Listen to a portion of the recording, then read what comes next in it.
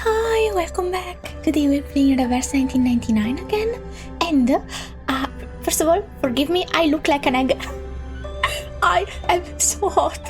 We are over 30 degrees here in Italy. And you might think it's not that high of a temperature. I'm dying. Celsius, by the way, Celsius. But today we are continuing, and also this will be the same day of part 3. We are finishing next part for you. Notes on Shuori, the 1.6 event. I also need to, if I want to do it, if I have the energy, I will need to play all of this today. I have 19 hours. I don't know if I can do it. I might just die and I might give up after finishing Notes on Shuori. Please forgive me. I said I would try if it won the poll. It was basically 50-50. So half of you preferred the main story and half of you wanted me to do the event. So it hopefully won't be too disappointing if I'm not able to finish it today or to play it today or in time. But I'll do my best. I'll do my best. Unfortunately, I didn't have any time to play any of this sooner. But let's go straight into the event. Finally, we are meeting the girlie. I pulled for Jiu Niangzi without even meeting her. So I have her. If you're interested in the pool video, I will make it pop up here, and it will be at the end of the video, if I have space, actually. But chaos on streets. Restrain the restrain the what? The ch? What's a ch? Sorry, I was curious. Okay, let's go. Oof. I also have a light pointed to my face, so that probably doesn't help me. But how are you supposed to see my egg-like face today if I don't have the light This on? is great. With your drawing, we can issue wanted posters to find the Featherman. Right, she was drawing last time. Let me see the masterpiece, please. You stay silent. Any questions or concerns? You mentioned the former employee of the GC, or should I call her the Gili? Oh? She said it like this, but he pronounced it jutsu, I think. So there wasn't a communication between voice actors, I think. Because she would have pronunciated, or she would have said it like this, only if she was reading it like me last time when I was surprised. Ha, this is funny. You said she had seen the Featherman and the animals he brought. Then maybe he will come again today. If he shows up with our horse teammates. That is to say, the Featherman she saw is the same person you met. Are there more Feathermen, you think? Sorry for the chair creaky, by the way. It's very, very creaky lately. I need a new chair. I need a new desk. I can't afford either. They also don't fit in my room. This is a desk for children. I am just lucky that my bust isn't very long. And I fit. The old man follows his train of thought to its destination, frowns and ponders, before taking the brush from its holder yet again. He neatly spreads out a new piece of paper, rubs an ink stick on the slab, and begins to write with a calm and swift hand. In this case, a visit to the Jutsu might be a good choice for you. I will write her letter for you. Please take it to the Jutsu and show it to Jiu Niangzi, the current Ju Li. If the Featherman has been there, you can take over the animals he brought to her. Nice. Even if he hasn't, you can still proceed with the letter. Since Jiu Niangzi is a very warm-hearted, she should be in the Jutsu right now. I love this man. You can find her there. He's so calming. I love him. I love his voice. Thank you. With this glimmer of hope, the turbulent emotions of these two strangers in a strange land find themselves anchored. Temporarily, at least. My mom's home. Neat. Be right back. I just started, sorry. Okay, I'm back. Yes, I read it. It can't be. No, we have to meet her. Okay. So like, can't be to be continued already. Hello. Oh, wow. After receiving their pass, they are finally permitted into the city. Colorful silks ending between pointed eaves, I don't know how to read it. People bustling around, taking no notice of the extraordinary beauty around them. On both sides of the street, there is a silver or copper charcoal pot in front of every house, crackling softly and bringing spots of warmth to the cold day. We should go, Yeni. They walk in the direction indicated by Li Shang, I think, from the Ofric. Are you gonna let me read or are you gonna skip without me? I'm not fast, so I'm scared and I'm not gonna read until I have reassurance. Okay, they walk in the direction indicated by Li Shang from the silent neighborhood to the dusty and bustling market. The peddlers and street performers lay a steady claim to their spaces, forming eddies in the stream of pedestrians that flow toward the center of the main boulevard. The more people flow toward that intersection, the more crowded it becomes, until it becomes a slow-moving throng, impeding anyone wishing to move through it. This is going to take forever if we have to follow the crowd. Madam, do you think we can take the gaps between the houses? Or find a shortcut? That'd be even better. Oh! Sorry. Insisting on politeness in a crowd space like this can often lead to such an accident. Careful. What's wrong? Sorry, we were in a hurry. Are you alright? Oh, no problem. Don't worry about the bumping. Oh, aren't you the foreigners? I've never seen any red hair in the city. It's pretty. Oh, nice. It's holiday time. It's fine to stumble into people. But what's with the rush? Where are you going? We're going to the Gesheng.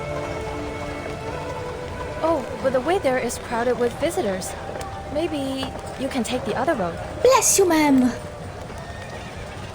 The gaudily dressed woman. Isn't gaudily a bad thing?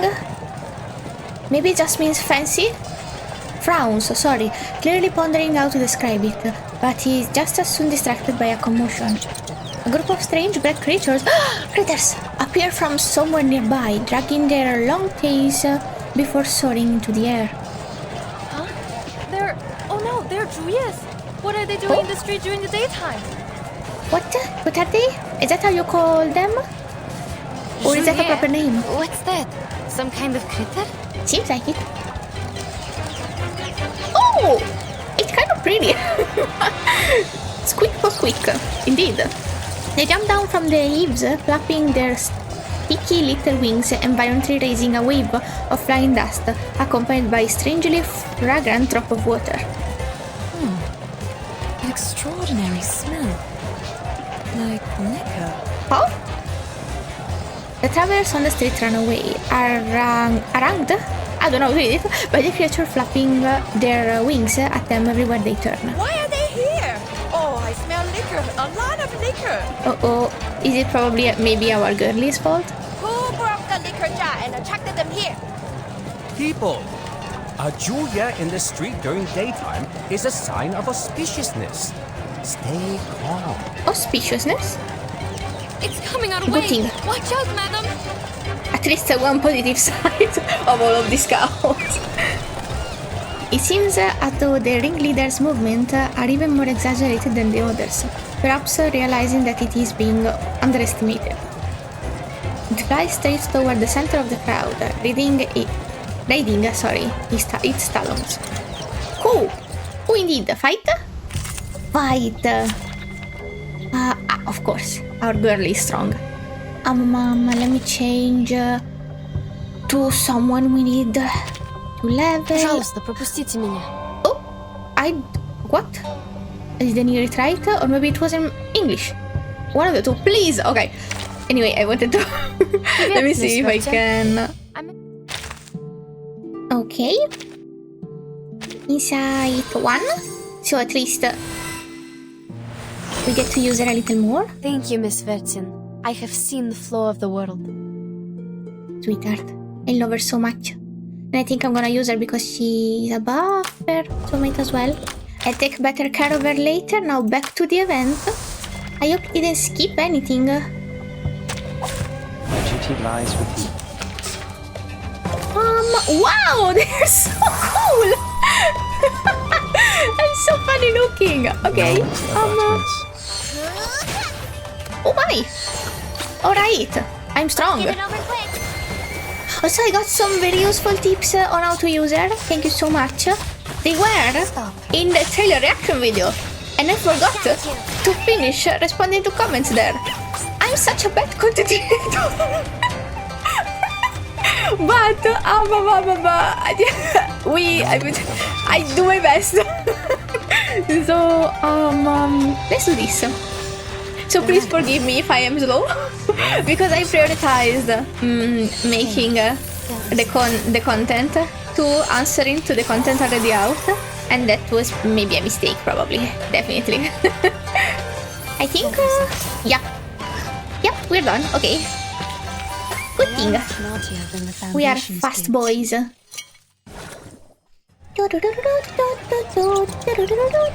So, sorry. I said that the combat music was a bit weaker than the other times. It was a lie, apparently. I still above. Oh god, I am really an egg today. I'm very sorry. Every time I look at myself. Don't mind me, please. Okay, no, I didn't skip anything. Forgot how to read it. Maybe Shoye? Let's pretend it's Shoye. The Shoye's ambition to dominate the stage is ended by the sudden intrusion of rampaging livestock that burst into the scene. The milieu of beasts, pedestrian and flyers soon becomes so entirely chaotic that no one present seems to have any grasp of what is happening beyond the end of their nose. He's here! Sorry! I love this. Such a bop. Oh my. Whoa, these ones are yours? Interesting. What's going on? All this shouting and running about. I smell liquor and dust. What happened? A kind of local animal named Shuori popped up in the street. Okay. Maybe they're arcane creatures? I don't know. I've never seen one in books. The liquor smell probably comes from them. I also got the tip that if I am uncertain about some pronunciation, Jiu Niangzi is my best option to learn how to say things. She says it the most correct. And I think a herd of livestock rushed out of the fence over there, but I can't see it clearly. Sorry, madam, we are not supposed to stop here. Ignoring the chaos around them, the two travelers decide to leave before even more commotion starts. This bizarre scene of animals, critters, and people leaping every which way and everywhere was never part of their plan. Sorry, the pacing was weird. We're already having enough trouble with the Jiu. Pull out all these festive animals now. I also got told that the music is louder than the dialogue, so I'm gonna adjust the settings, especially in part 19. Thank you for the tip, I love you. It seems life has seen fit to frustrate their plans yet again. Wait, Jiu Niangzi? Jiu Niangzi. Oh, season 1 seems to know what they're talking about. The familiar name hums in Yenisei's mind. Jiu Niangzi, aren't you supposed to be in the Zhizi during work hours? What are you? Wow, you nailed it. Girly! So pretty. This is my thumbnail probably. Anyway, they're escaping! And I'm losing them! Oh, Jiu Niangzi? That's the one Li Zheng told us to talk to, isn't it? oh, I already forgot good thing she remembers. If I were a protagonist. The girl named Jiu Niangzi tries to sound as relaxed as possible in reply, but the scene before her is fuck me. Okay, why the game wants me to struggle. But the scene before her is one obviously and rapidly spiraling out of her control. A panicked sweat drips down her forehead. Cute. If she lets go now, these wild creatures will wreak havoc on the market street and everyone on it. Madam, Yenisei's instinct tell her to step forward. She looks toward the jutsu, still out of sight in the distance, then turns back to look at Besmert. Besmert can feel her gaze and nods gently. Go. I will wait here. Oh, in the house? Are you okay? Oh, they are so small, I didn't notice. How cute! Oh, two of the horses suddenly bolt forward, as if testing the strength of the people behind them.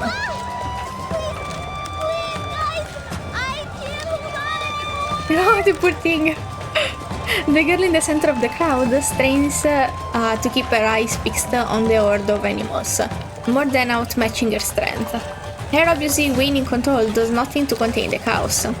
All she can do is twist the temper rope tightly in her hand, winding it one hoop after another, until it is so tight that a rough-edged rope cuts into her hand. Ouchies! let me help. Oh! Oh yeah, I'll help too. Everybody's so I wonder how these animals got out. It is at this moment that finally, adding the call to come to their senses, the crowd begins to rush forward to assist. Thank you. Oh, how nice of them! Everyone,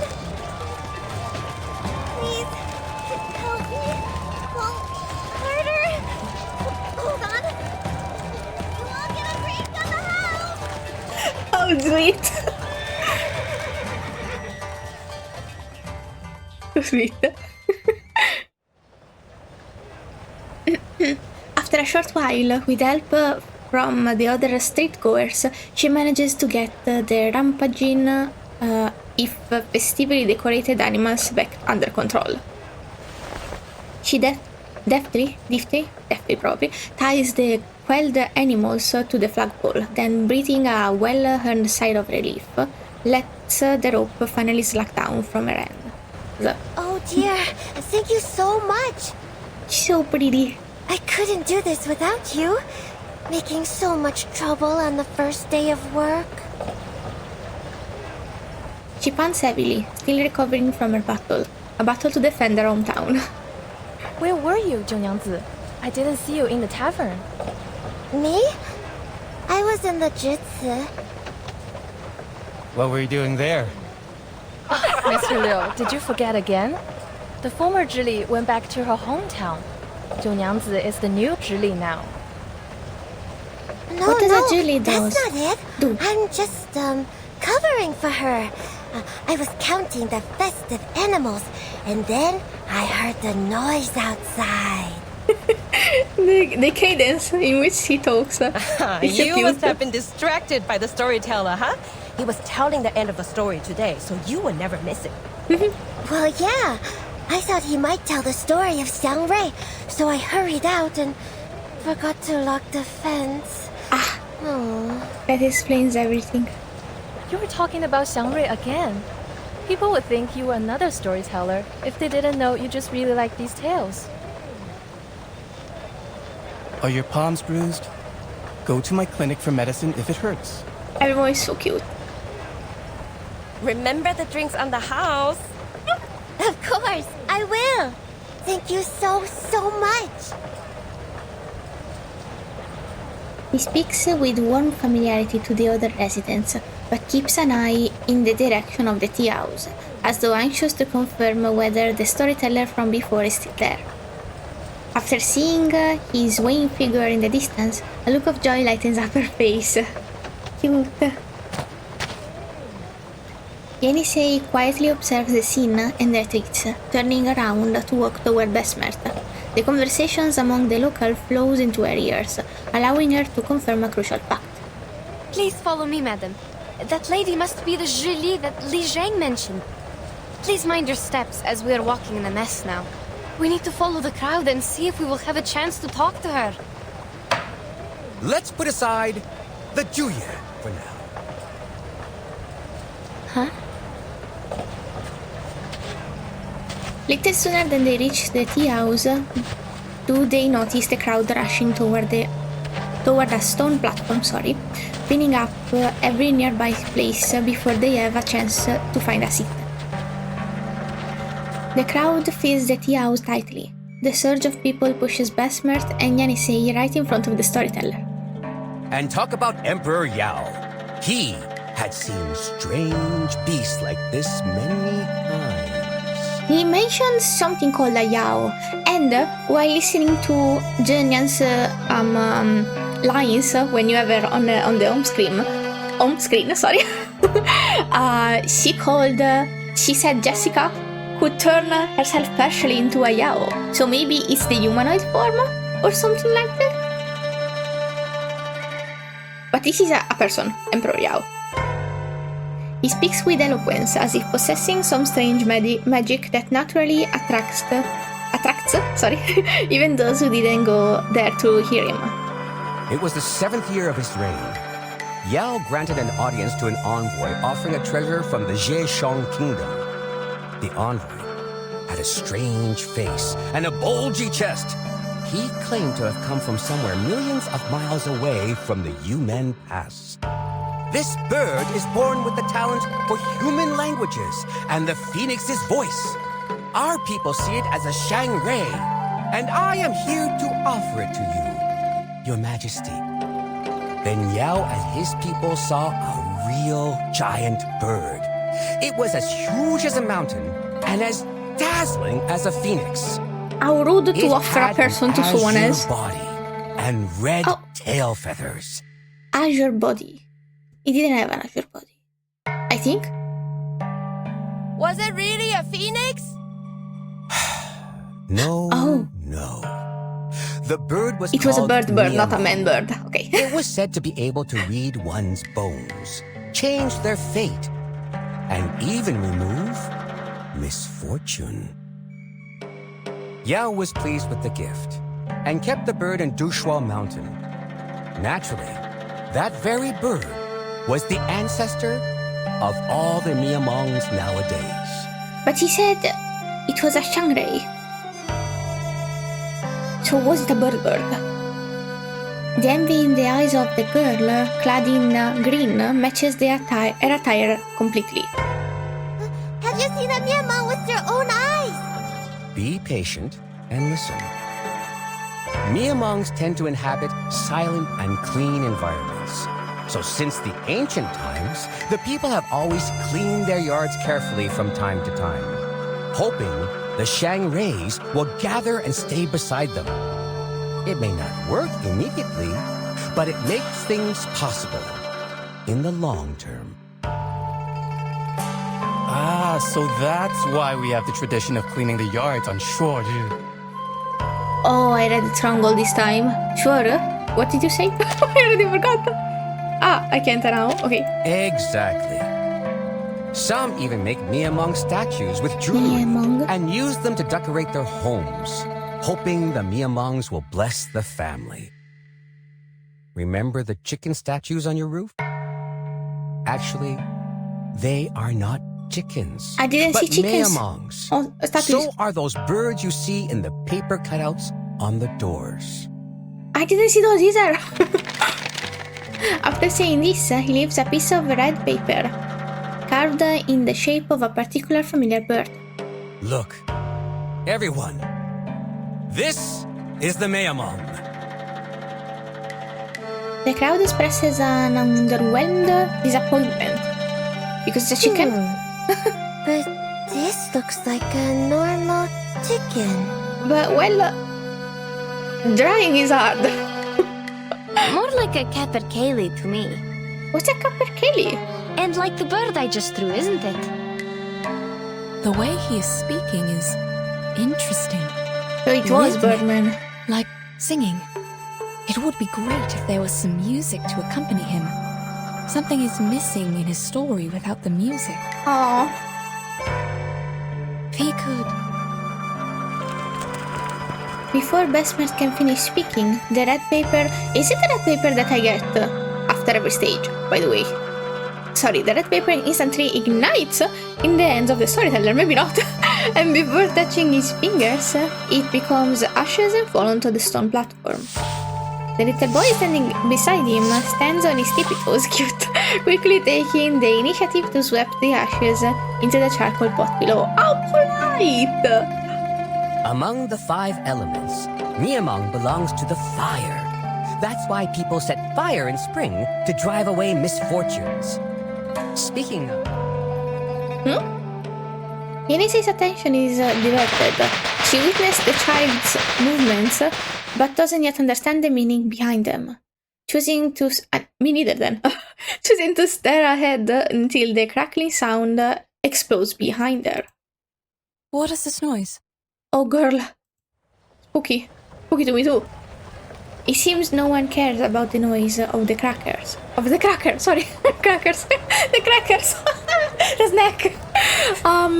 Only Jiu Niangzi, who had previously worked so hard to restore order to the bustling city, turns around with the two of them. As she turns around, she seems to remember something and show a remorseful look. The cracker. Shoot! I almost forgot! What? Sorry. Excuse me. What's the story? Is it over? Please let me go out. You won't listen to the rest? It's still early. Yeah. Oh, are you going back to the tavern to make our drinks? Not drinks, but other stuff. Oh, and drinks on the house tomorrow. Everyone is so nice. Everyone chuckles warmly, making way for Jiu Niangzi. Yenisei holds on to Bestmert to prevent her from falling behind. This time they follow her without incident. Despite the stranger otherwise eye-catching her, everyone's attention seems focused intently on the storyteller telling the legend. Sorry, I got scared that it would skip, so I read fast and I read it wrong. Or very badly. Ooh, do we continue? Sorry, I crack my fingers a lot. I hope it doesn't weird anyone out. Oh, please slow down, miss. You have a paper horse stuck on your cloak? There you go. Thank you. What is it, child? Just a piece of red paper, madam. They must have fallen from the... yeah? I forgot. Fuck me. I try so hard, but my bad memory doesn't help me. As a gentleman just said, they are probably related to the unique Eastern praying costume. It is said that by cutting these pieces of paper into shapes, you can make a wish to the gods and receive their blessing. Oh! Have to go to prayer. People who travel often say that they follow the costumes of their destination. I think we should also try this costume. But we need to be safe. Of course, madam. They say each design corresponds to a prayer. If you figure that out before you do it, it won't be a problem. Like this. Armor, circle, abundance, persistence. Huh?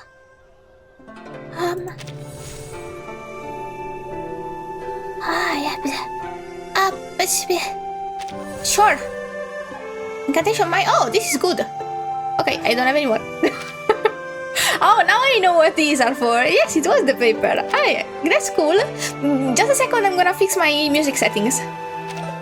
65 should be okay, right? Yeah, it's already quieter. Okay. This is good because I always have to edit the sound like 10 decibel less than what it is. This is gonna help a lot, actually. Okay. Take them right. This music is still loud. I hope it's fine. For your safety, do not accept invitations from strangers to visit their homes. Of course. So we're doing the opposite, right? I noticed that every description says you are safe here, and then you are not safe here. So probably the opposite this time too, no? No fight though. Why am I putting it down if I use my hand right now? Sorry.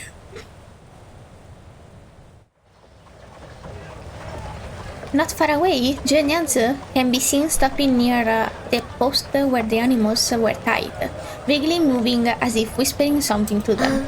Can you understand me? Can you tell me where you are from?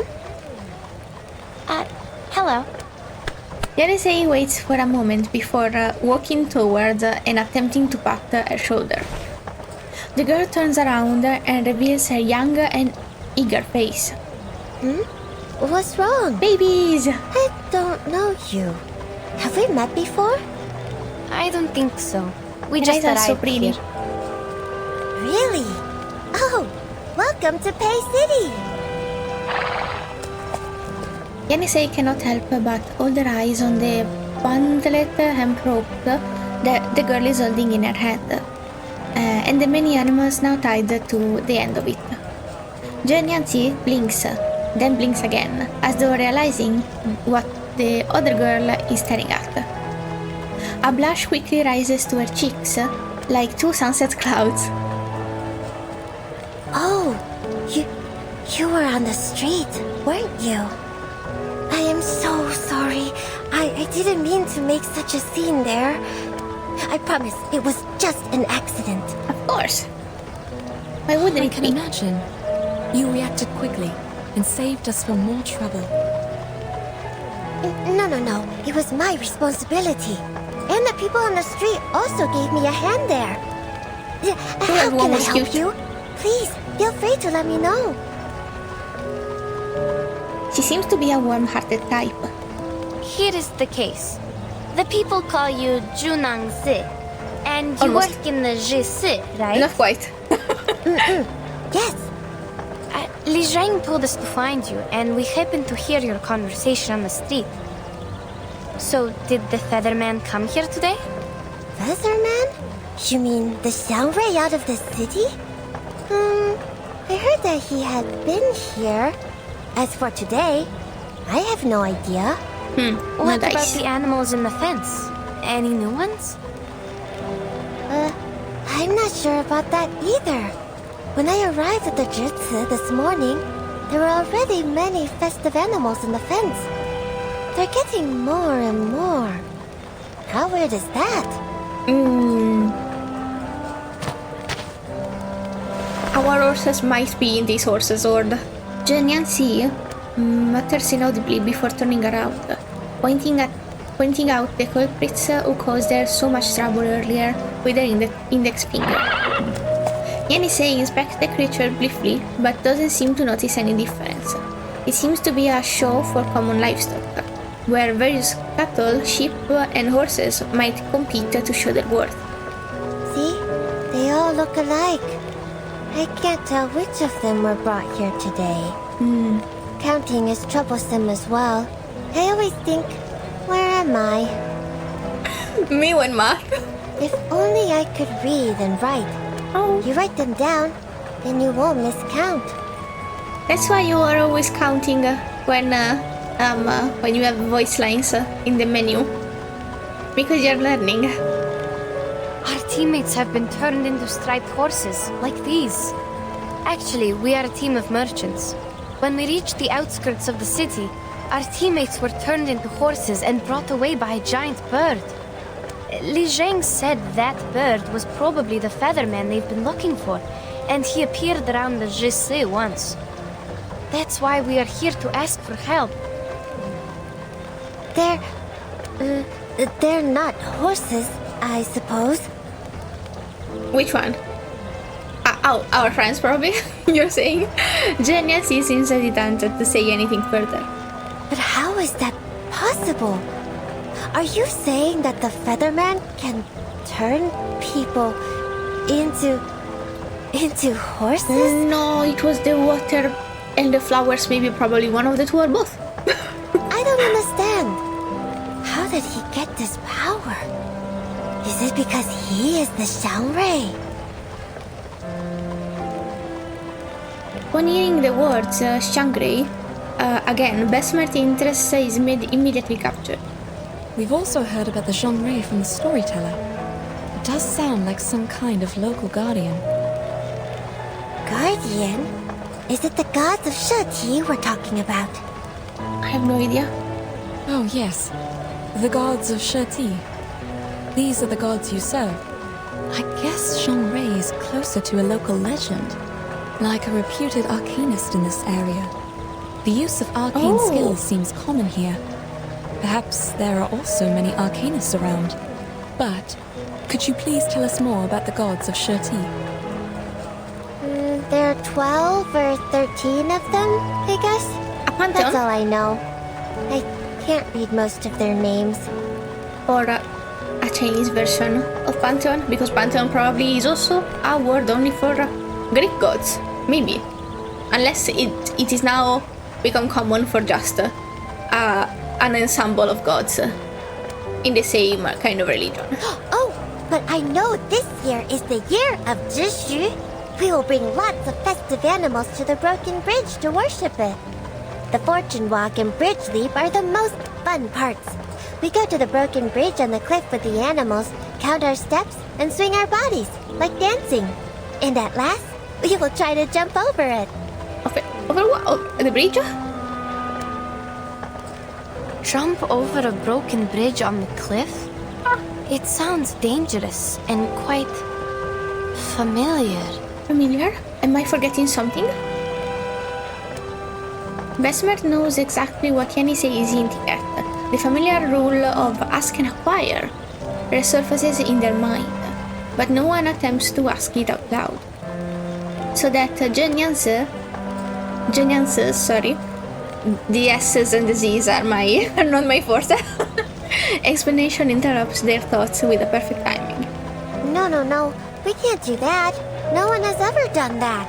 Even the goats can't do that, let alone humans. What are you jumping over? We'll also cast arcane skills as safety measures to protect anyone from falling. The valley is deep down there. Once you fall down, you're not coming back. Yikes. Intriguing. And little voice is so Who's cute. in charge of the safety measures, may I Even when ask? she says ominous things. Safety measures. The staff in the Jutsu. It's the place to manage arcane affairs in the Pei City. But not me. I'm new here, filling in for the former Jili after she went back to our hometown. It is. ZH, it's a J. It's a J almost. Jilly. A close of J.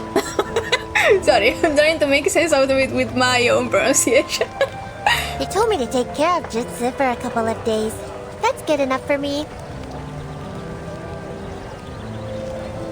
Her eagerness to be able to help is clear. She's lovely. Simply put, you're a doorkeeper? The barb of her conclusion makes Jiu Niangzi flustered into a red blush. I'm not just keeping the door safe. I do stuff too. Take good care of those startled by the firecrackers. There is a kind of firecracker enhanced by arcane skill. They can make a huge sound. Much more louder than what you heard in the tea house. Please forgive her. She didn't mean to hurt your feelings. She's just very blunt We speak sometimes. bluntly in the north. Yeah.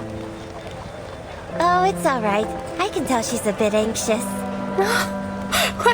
Why is everyone here so cute? But it's not getting us anywhere. Like, pigs can't learn how to climb in a day. Huh? Or, let's think another way. Can you recognize your Maybe teammates let's not from call these each other horses? pigs. Let me see. There We are already called them 1, 2, a red monkey. 3 striped horses. Come see for yourself. We are missing 4. No, 5. Because we were 7, she said. I can't. There was little time for me to memorize the difference. Besides, even if they are my teammates, 2 of them are still missing. More than 3 teammates? When 3 plus 2... Oh no! Don't be a mood like that! Jiu Niangzi counts out the number of her fingers, calculating with great care. How about we wait and see what Li Zhong has found out? That's right, child. Didn't Li Zhong leave us with a letter? Oh right, I almost forgot. Please read this, Miss Jiu Niangzi.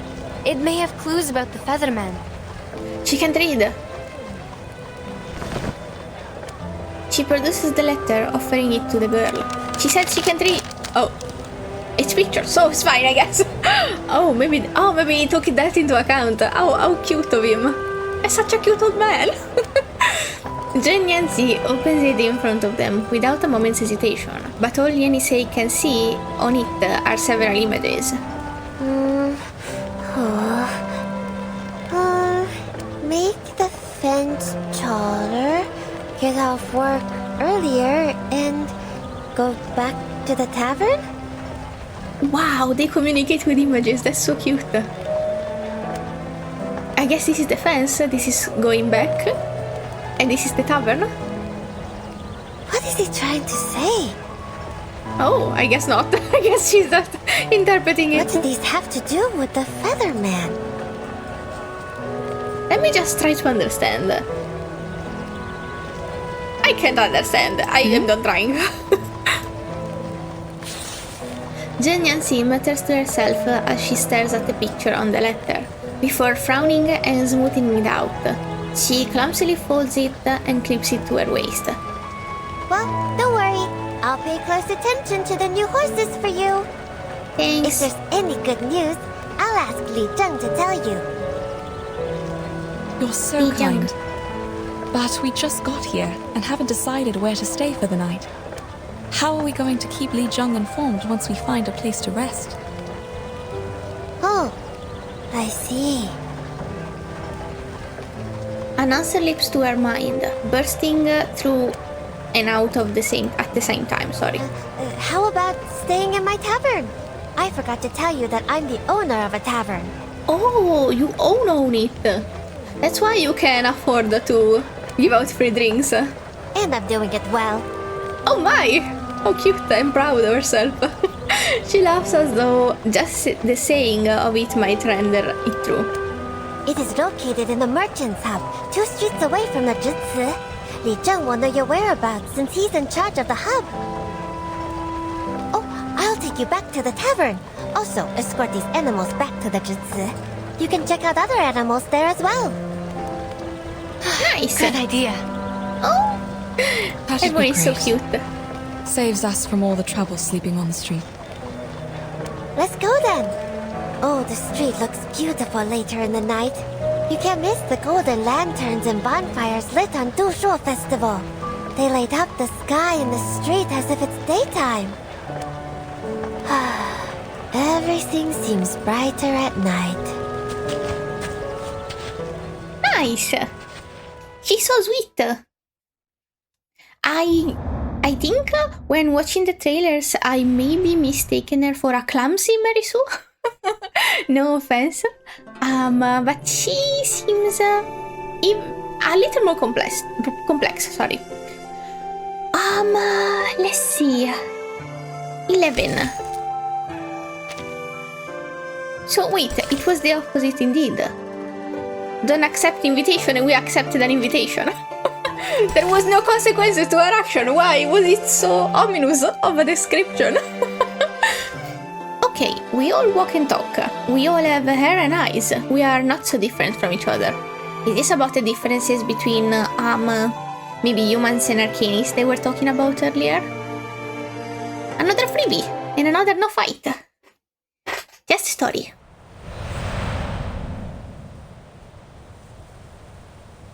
By the way, it is going a little slow indeed. I understand why there were some complaints. But I felt it a little more with the last 2 chapters. I felt it could have proceeded a little more swiftly. But before then, I was still okay. I'm still good without my crochet bag though. A breathtaking number of animals lies within the Jutsu, a fact that only hinders their effort to find their companions. After weighing their option, they decide to follow Jiu and settle in at the tavern first. The weary travelers are more than eager to relieve their fatigues after journeying non-stop for so long. Indeed, a bed must sound divine to them right now. And they've more than earned it, because strange things have indeed happened to them non-stop for several days. Your brain needs to process in its sleep. Yeah, that happened. Madam, what do you think about Jiu Niangzi's words? Could that be ask in the choir? Jumping over a broken bridge is like jumping over a canyon or climbing over a mountain. It's a condition that cannot be met, like those merchants said. An inevitable price? Falling? Both of them fall silent. I'm not understanding very well the connection to their arcane skill they are looking for. It is, the name, ask and acquire. Yeah, I'm not understanding the connection to the bridge, I'm very sorry. Probably I forgot it. I forgot it when they explained it, maybe I didn't pay attention even while editing. Both of them fall silent, lost in thought. However, Besmer's doubts do not seem to have fallen on deaf ears. Jiu Niangzi responds while walking out of the tavern. Are you talking about the broken bridge outside the city? Yep. Oh, I'm so sorry. The chairs in the lobby have not been cleaned yet. Please take a seat here just for now. Oh, don't worry about it. Thank you for letting us stay here. As for the broken bridge we talked about, can you tell me more about it? When I first got here, the bridge was already broken. When did you get here? Beneath that is a deep canyon. Across that canyon stands the Yuan Temple. You can't see it from the other side of the bridge. It's surrounded by fog. So, I'm not sure if there really is a temple there or not. Perpetual fog? Interesting. The Yuan Temple. They say you can talk to Zhishu in the Yuan Temple. Be faithful and ask it. It will answer you. What did they call this? The divination, I think? They also said that the fog was strange. The divination? You can't stay there for long, or you'll pass out and get overexcited. Well, I haven't seen such things so far. Wait a second, let me read it. Oh, be faithful and ask it. It will answer you. Ha. Divination. I see. But even so, people of that time still rushed there and prayed. Doesn't it mean that the divination is for real? It does seem like an After the arcane bridge was skill. broken, no one's wish was ever granted. Oh shit. Seems odd. There was already a bridge in the first place. Why wouldn't people rebuild it in all these years? Good point. Maybe it wasn't such a good thing then. Oh, I can answer this one. The river dried out. People couldn't swim across, and the cliffs between the mountains were too dangerous to jump over. But if one can be the new Xiangrui, the problem will be solved. The Xiangruis are awesome. They protect the city, help the people. There's nothing they can't do. As she speaks, she sinks into her own personal contemplation. Never mind. We'll check the striped horses in the Yenisei again tomorrow. All right, I'll go with you. It's time to rest now. We should have I got the counted rooms them. cleaned for you But upstairs. we know it's 3 now. And here, take the liquor with you. They can help you sleep tight. You got to have some. Beauty. I hope Sorry, it's not Miss too strong. Jiu. I don't drink. Neither does Madame Besmertz. Oh. How young are you? Or how old are you? Why did you call me Miss twice? Miss twice? Oh. Oh, maybe another time, separately, sorry. If you want some water, wait a second, please. The water jars are on the other side of the yard. I'll get it for you. Oh, I can do it myself. You don't have to. It's How fine. polite. There's no light near the jar. That's You a need good to cross bean. the stream. I'm afraid you might get lost. Thank you. Don't fall. As the girl's voice and figure are obscured by the night, Yenisei turns to look at Besmert. He seems puzzled or perhaps just tired. There were so many different striped horses in the Yenisei. I couldn't recognize them at all. We are going to get up early tomorrow. Please, have some water and go to bed.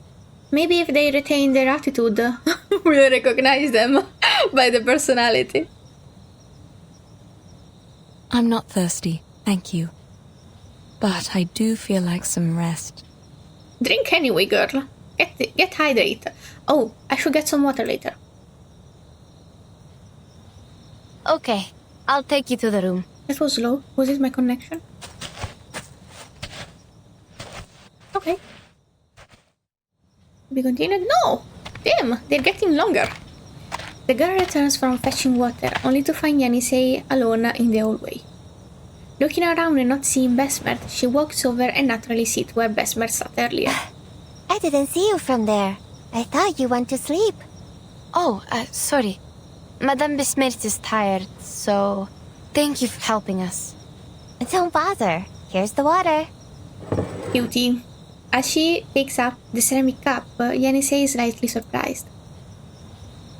In her mind, a material like this is one of two extremes, crudeness and finesse. One of them made rough bows used by the populace, and the latter a delicate treasure owned by only by the rich nobles. Yet this cup is a combination of the two extremes.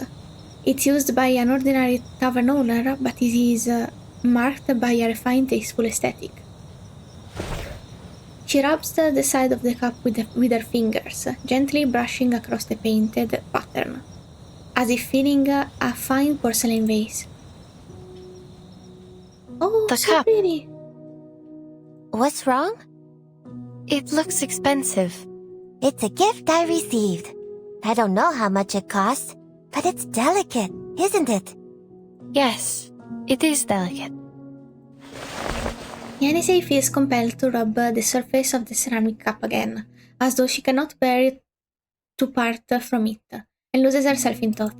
The pattern is a lu shu, also a kind of xiangrui. Oh! See? It's majestic. Jessica? The tail is like the sunset clouds. It was a deer! I really like it. I hope you do too. They are so cute! Majestic indeed. And it looks a bit like those striped horses in the Yenisei. Oh, never mind. Both of them are similar to horses. But people still think they're horses, don't they? Sure they do. I think this species is native to Pei City. It's an interesting discovery and will help enrich our travel notes. Jiu Niangzi lowers her head to look at the cup in her own hand. Yenisei can smell a fermented aroma emanating from within, like kvass. I'm not sure how to read it, but without the sweet aroma of wheat. She's in bed now. I can only drink it for her. Your drink smells good. Is this the liquor that helps one sleep tight? Not exactly. It's just unfiltered liquor. Filtered? Sounds like you have a lot of different kinds of liquor here. Sure we do. There are a lot of different liquors. The unfiltered ones, the clear ones, the ones made of herbs, the fine ones, and on and on. Bedtime liquor is made of herbs with spine date seeds. Interesting. I thought liquor was just liquor. At least there aren't so many types in my hometown. Well, to be honest, I too have no idea why they are still liquor, though they have different names. If the Well, they are color all is the fermented standard to classify and them, boozy. then what am I when I'm wearing different colored clothes? Am I not Jiu Niangzi anymore? Are we having an existential crisis, girly? Shocked, Yenisei cannot help but break into a laugh.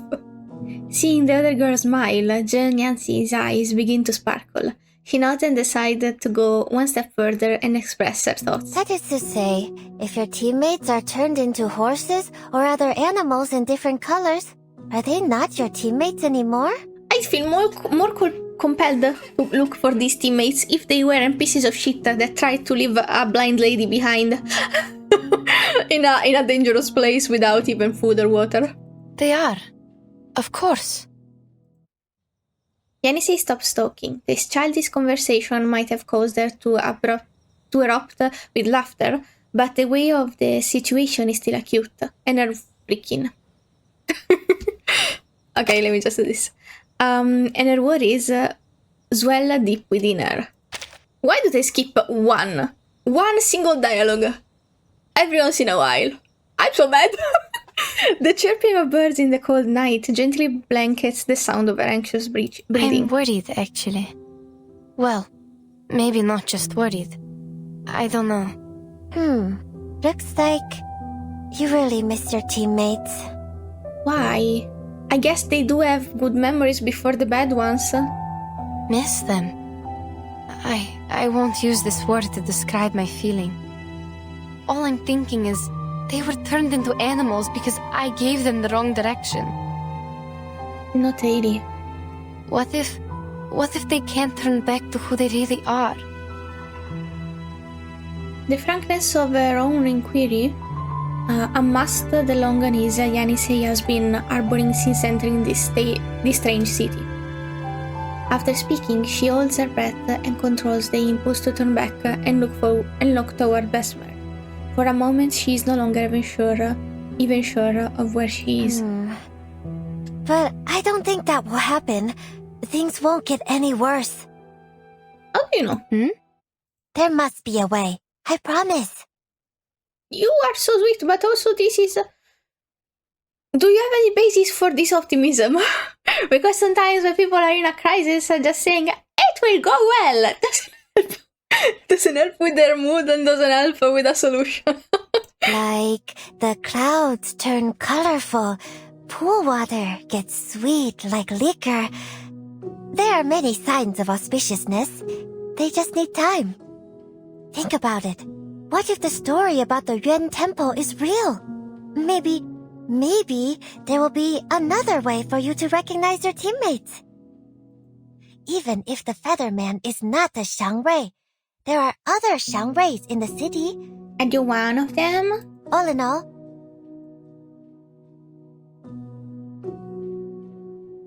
Jiu Niangzi racks her brain to find another way to persuade Yenisei, but is stopped by the other girl before she can begin. Despite the cultural differences between the two of them, they are very cute. Yenisei feels a surge of warmth from her brief, trembling words. Thank you, Miss... No. Jiu Niangzi. So cute, yeah. I see what you mean. I really do. Yenisei takes a deep breath and exhales both calm emotions and words together, so that, like a light white smoke, they soon drift away. Thank you. it's nothing. I will definitely help you. Oh, here's some other spine date seeds. Drink the water, and I'll go make you a cup of tea with the seeds. It also helps you sleep. A sweetheart. Jiu Niangzi shoots up to immediately rummage around in the bag beside her, as she urges Yenisei to drain what is left in her cup. Yenisei drinks down all of the cold, sweet water. It's sweet. It's water!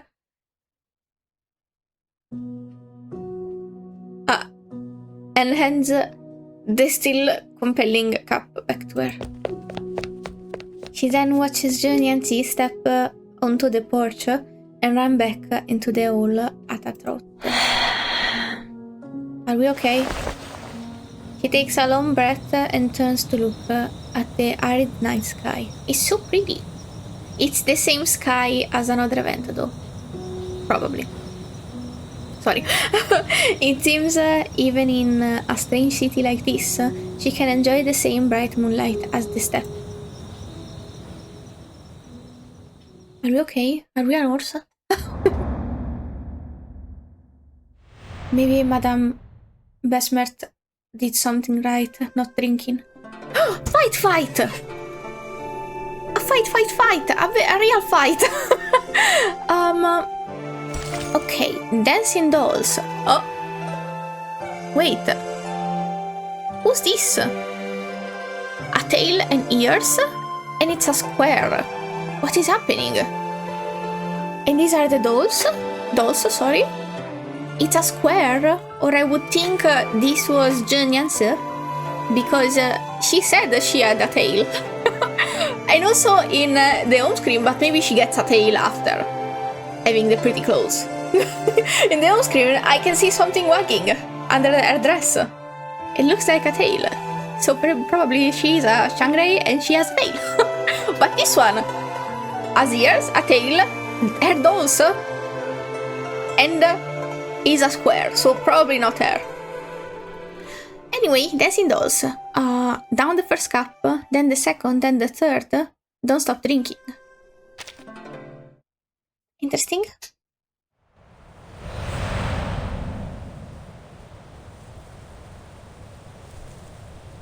Just a little there.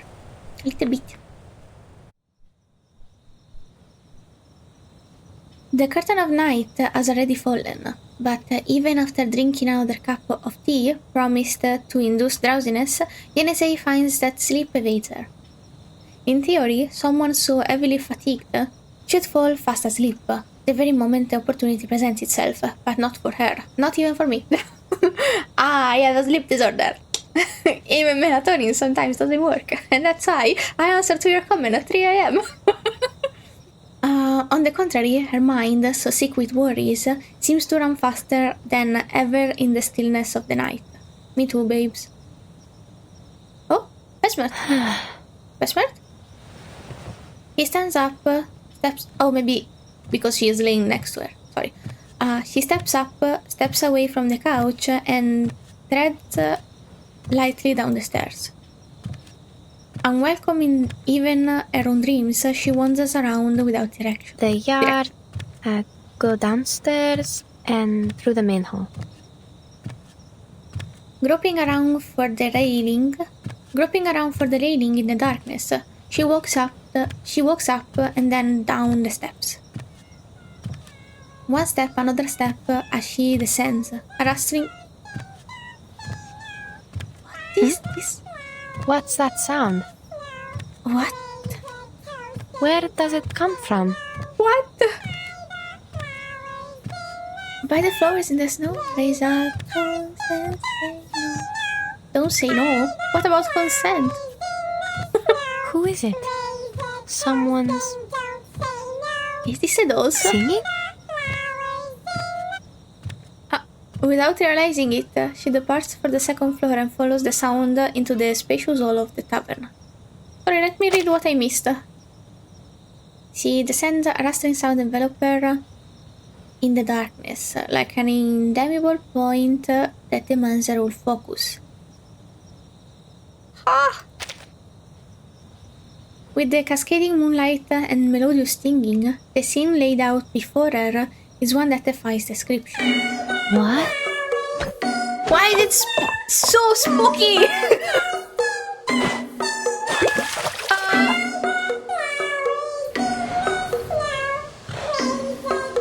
Striped horse? The striped horses. I thought this would be you. Glowing? What? What on earth is happening? I thought she would be the red-haired horse in the trailer. She is not the red-haired horse, then. Unless this is a horse dream. Dream about horses. Made by horses. She is the horses. Sorry. I'm so shocked. With its red mane and luminous stripes, the horse stands there in the courtyard freak. The singing continues, almost freezing Yenisei in place. She turns around, sharply trying to escape the sound. I'm not even trying. I'm not gonna try anymore. Let's just wait. Can I? I can't.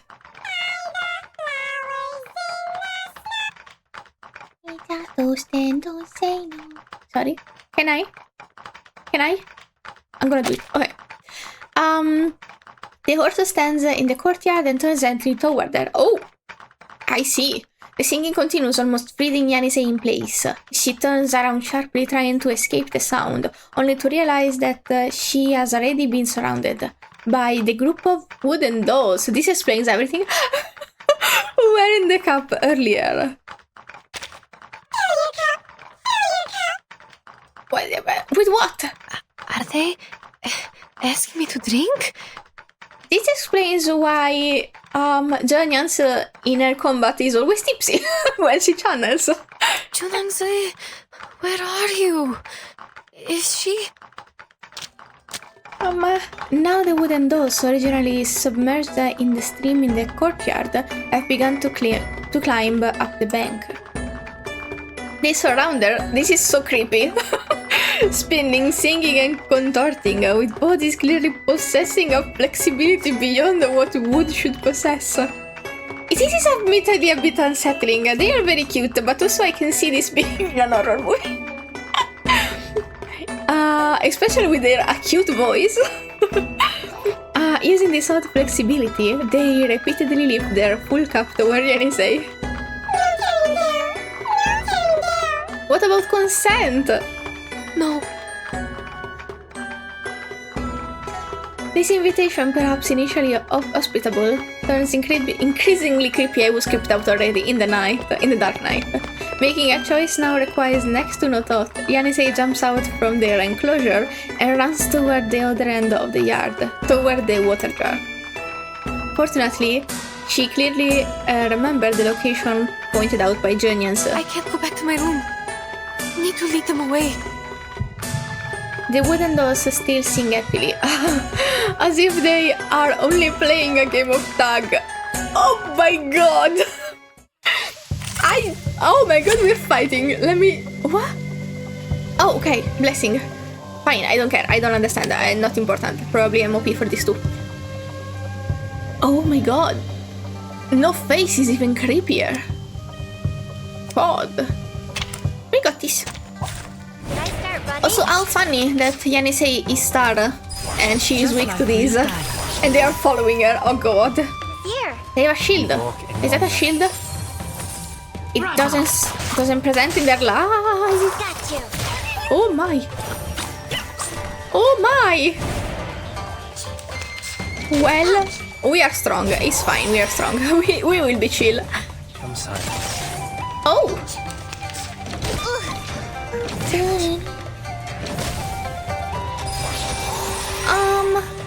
Oh, someone told me to spam the buff from 6 on her to make her more powerful. And someone else suggested her with Sonetto or Anli that I don't have. Divide the spoils, or should I say, a reasonable reallocation of the profits? Oh god. The wooden dolls stage a disorganized offensive with a piercing song that twists Yenisei's perception on her surroundings. She can only stand by the water jar in a constant retreat, consciously nearing a dead end. Sorry, this song keeps distracting me because it's so creepy. Sound of wood rubbling. Clack, clack, clack. No. Can't stop here. I must go further. Come here. King. This way. Where?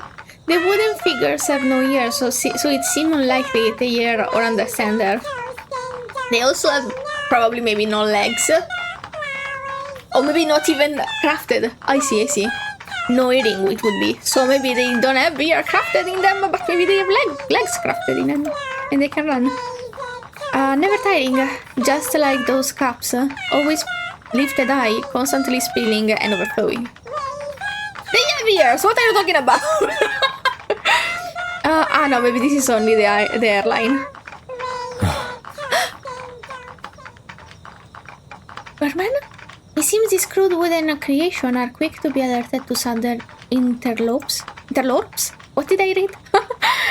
They immediately stop their siege of Yenisei and abruptly turn toward the tall trees in the courtyard.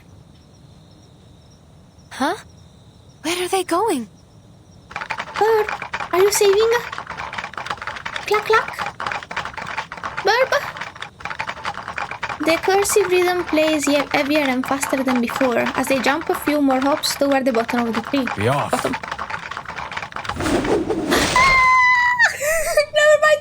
This is my. I'm sorry, I can't speak. My tummy. This is my tummy. I'm such a simp, but I am keeping my pulse for the lady. Will I keep my pulse? My cousin is pulling tomorrow for him. Should I? What do I do? Okay, let us be swayed by how hot it is. A wand of bone flies out from the darkness, scattering liquid and shattering the wooden figures into pieces. Thank you, my savior. How come you're here, though? Serenity comes back to the scene, the end coming as swiftly as its beginning. They are conjured so feebly. Who is it? What? I would be swooning. It's you. Hi. You! The featherman who stole our horses! No matter. Companion, not your You're horses. leaving with me. Leave me alone! What is going on? Because she drank the water, I knew it! Silence. It's dangerous here, and words are no help to us. Please take me to... I would drink the horse water. If that means he grabs me and takes me away, goddamn. Without hesitation, the giant bird grabs Yenisei's arm quickly, lifting her up and away from the courtyard. Her struggles prove futile, in the howling wind. The sound of flapping wings punctuated, yes, by the shrieking girls gradually fades in the distance, leaving only a disordered mess as evidence in the courtyard. Oh yikes! They're gonna think about the worst.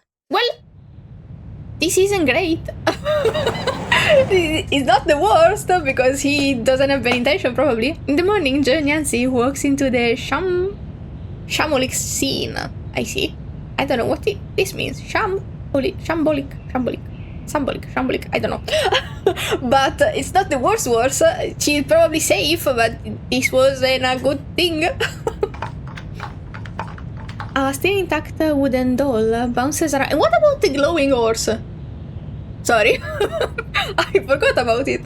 A still intact wooden doll bounces around, gathering the remainings of its kind into a ball. Oh. Can't put them together anymore. Oh. Wait, you are late. What's going on? I told you to keep the house, not to tear it down. They were being a bit too much. You are good host. Offering a drink. Offer a drink to whom? Those two ladies should be soundly asleep upstairs. One was downstairs at night. Birdman with her. So it was in her courtyard. Is this a normal thing? She was talking about him like it's nothing. When technically the knowledge that people have about this Birdman is that the previous Gili, sorry, I forgot how to say it, saw it and got basically chased away. Birdman? You mean that Featherman? He had been here? What was he doing here? He's not even a Xiangrei, nor is he doing anything good. Do not offer a drink to him. Not doing anything good? What is he doing with the horses? If I were the one treating him, I would... Oh, hostility? He took one with him. Wait, what? Took whom with him? The Scarlet. The Brown took away the Scarlet. Brown? Scarlet? What color this is simple. that? You're just confusing me. I'll make you one more mouse next time. What on earth are you talking about? No, the mouse is important. Look at this. Look at this cow. Oh, girl! She has no guide now! Niangzi turns around to see Besmert fall over the threshold. Oh, God. She quickly approaches with her skirt held up, and the wooden doll jumping up and down, hiding behind her. Be careful. I'll help you. Thank you. Thank you so much. Where's Looking for Yenisei? Yeni. Oh. Did you see her upstairs or in the yard? Oh, poor Besmert. Are you talking about your red-haired friend? Did she go out? Scarlet is a type of red. Please, I'm begging you. No, not very likely. She would have told me if she was going out. Or at least ask someone to pass on the message. He's such a good girl. Did you really not see her today? Oh, she's so worried. Jiu Niangzi racks her brain, her voice coming out serious and resolute. No. Not this morning, no. The missing persons cases. Is this how they happened? I don't know. Li Zheng didn't make it in time to tell me the details. Yikes. Besmert falls into silence. It is a loss that she finds difficult to accept. Oh. I'm only saying, if this is another missing case, there must be a clue or two telling us what happened. You take her team, she's onto it. You take her girly, you are finished. She's already onto it. She's already thinking about how to get her back. Could you please look around and see if she left anything in the yard? She must have been taken from there, or I would have definitely heard the noises. I love how she knows her so well that she didn't even consider that she's out on the town on her own, because she would have said her something. Besmert anxiously grasps Jiu Niangzi's hands. Their hands are equally coarse, one pair exposed to age and sun, and the other exposed to grueling work. Stay calm. Let's go ask Li Zheng. Wait. What's wrong? Are you okay? I sense an arcane energy. Someone cast a skill in the yard. Probably those. Follow me. Where are you going? You can't see. Just tell me. I'll take you there. No. Please follow me. Let her. She's capable. Just make sure she doesn't trip on stuff she doesn't know it's there. She could really use a cane. You're heading toward the water jar. For not tripping in new places. But maybe she doesn't need it. I was here last night to get water. It's somewhere close to the water jar. I sense it clearly. Besmert sways through the stream and stops in front of the water jar.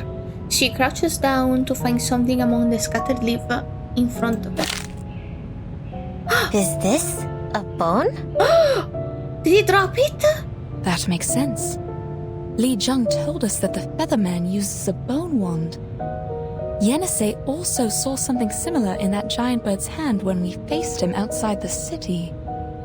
I knew it! Now we have the proof! We can... No, it's not enough. And Yenisei is missing. Why not enough? He left his bone wand, which means he was here before. And your friend is missing. Still not enough to prove his guilt? He might come back to get it. But only Yenisei knows what the giant bird looks like. She also drew the picture of that bird. Without her, we cannot confirm that the Featherman and the giant bird are the same creature. I don't understand. You're saying that even if we have his bone wand, we can't prove anything? I would also get to the same conclusion of Jiu Niangzi, but I guess Besmert would know better. Exactly. But I think you're overthinking. Me? But I trust her. She wouldn't say it was not enough if she wasn't sure. Besmert raises her head slightly, conveying her confusion in unsubtle movements. I mean, whether enough or not, it's not up to us, right? I know nothing about the law. It just doesn't feel right. Oh, the law isn't always what's right, girl. It's like the concept of horizontal justice, I think, or vertical justice is how you would say it in English. Basically, the vertical kind of justice is the one that follows an hierarchy. So if someone like a judge deems it's just, then it's just. And in the horizontal kind of justice it's more like what feels right. So even if it's a law, there's a law that says stealing is wrong, but someone is stealing because they are hungry, then your morals would say, yes, probably you would say horizontal morality more than justice, horizontal morality and vertical morality. But then you go to horizontal morality, and something that feels fair might not be correct or just if you abide to the rules. So it depends. It really depends on what these cultures follow. The girl's voice quietens down, giving rise to her own hesitation. I'm just thinking we should do something because you are sad. Oh, baby. But Besmer's already understands. You have a point. Then, we... Let's go to the Jitsu now. Li Zheng will be there today. He's supposed to tell me something about the Dushuo festival. Let's tell him what happened today. He will know what to do. Sure. He's very action-based. I love her. I like this. They decided to head toward the jutsu. Besmer puts away the bone wound and followed Jiu Niangzi's footsteps carefully one at a time. They leave the wooden doll standing in place, a sentinel atop the rest of the debris. To be continued?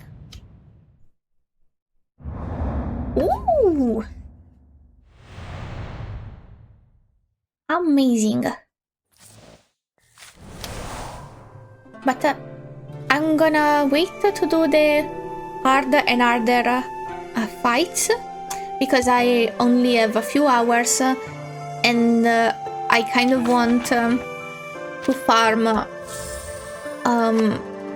the thingies that give more currency because I want this. I want this one for my genius. I have bought in the shop Getian's I was saying light gun. That's okay style. Getian's Psycube. But hers is in this shop, not in the Psycube shop like the other one. So I have to cram. It's in my destiny. Oh, how do you read this? Oh?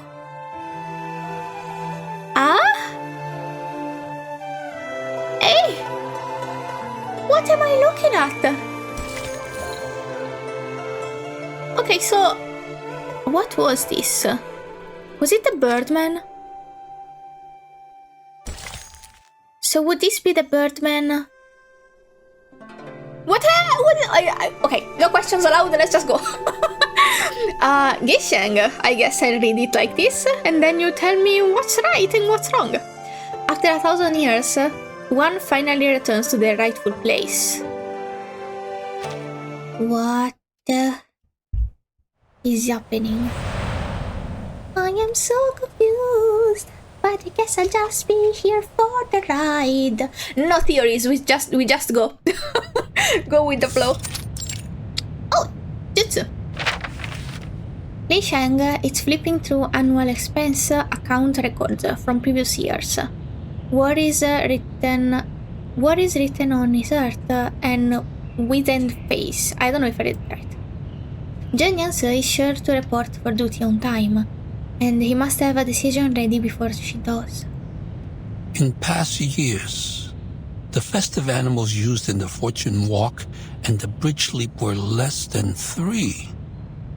A cow, a goat, and a donkey, without exception. The poorer the harvest, the less food for the animals and less well-fed donkeys. So people had to use horses instead. However, aren't there too many festive animals this time?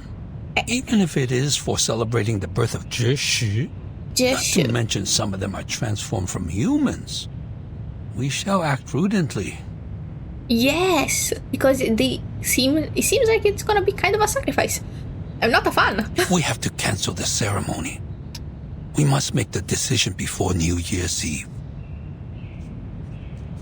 He writes the word fortune walk and bridge leap into a blank space on the account records in his hand, then circles them in red ink and serves as his reminder. As he does, he ponders and shifts his gaze nearby to the portrait of a giant bird. Oh my god! I know these are thighs or little legs. It looks like boobs! Oh my god! Well, she's not used to that kind of brush and ink, I guess. A giant bird. Featherman. There's always trouble around New Year's. Suddenly, there comes a loud fluttering of wings.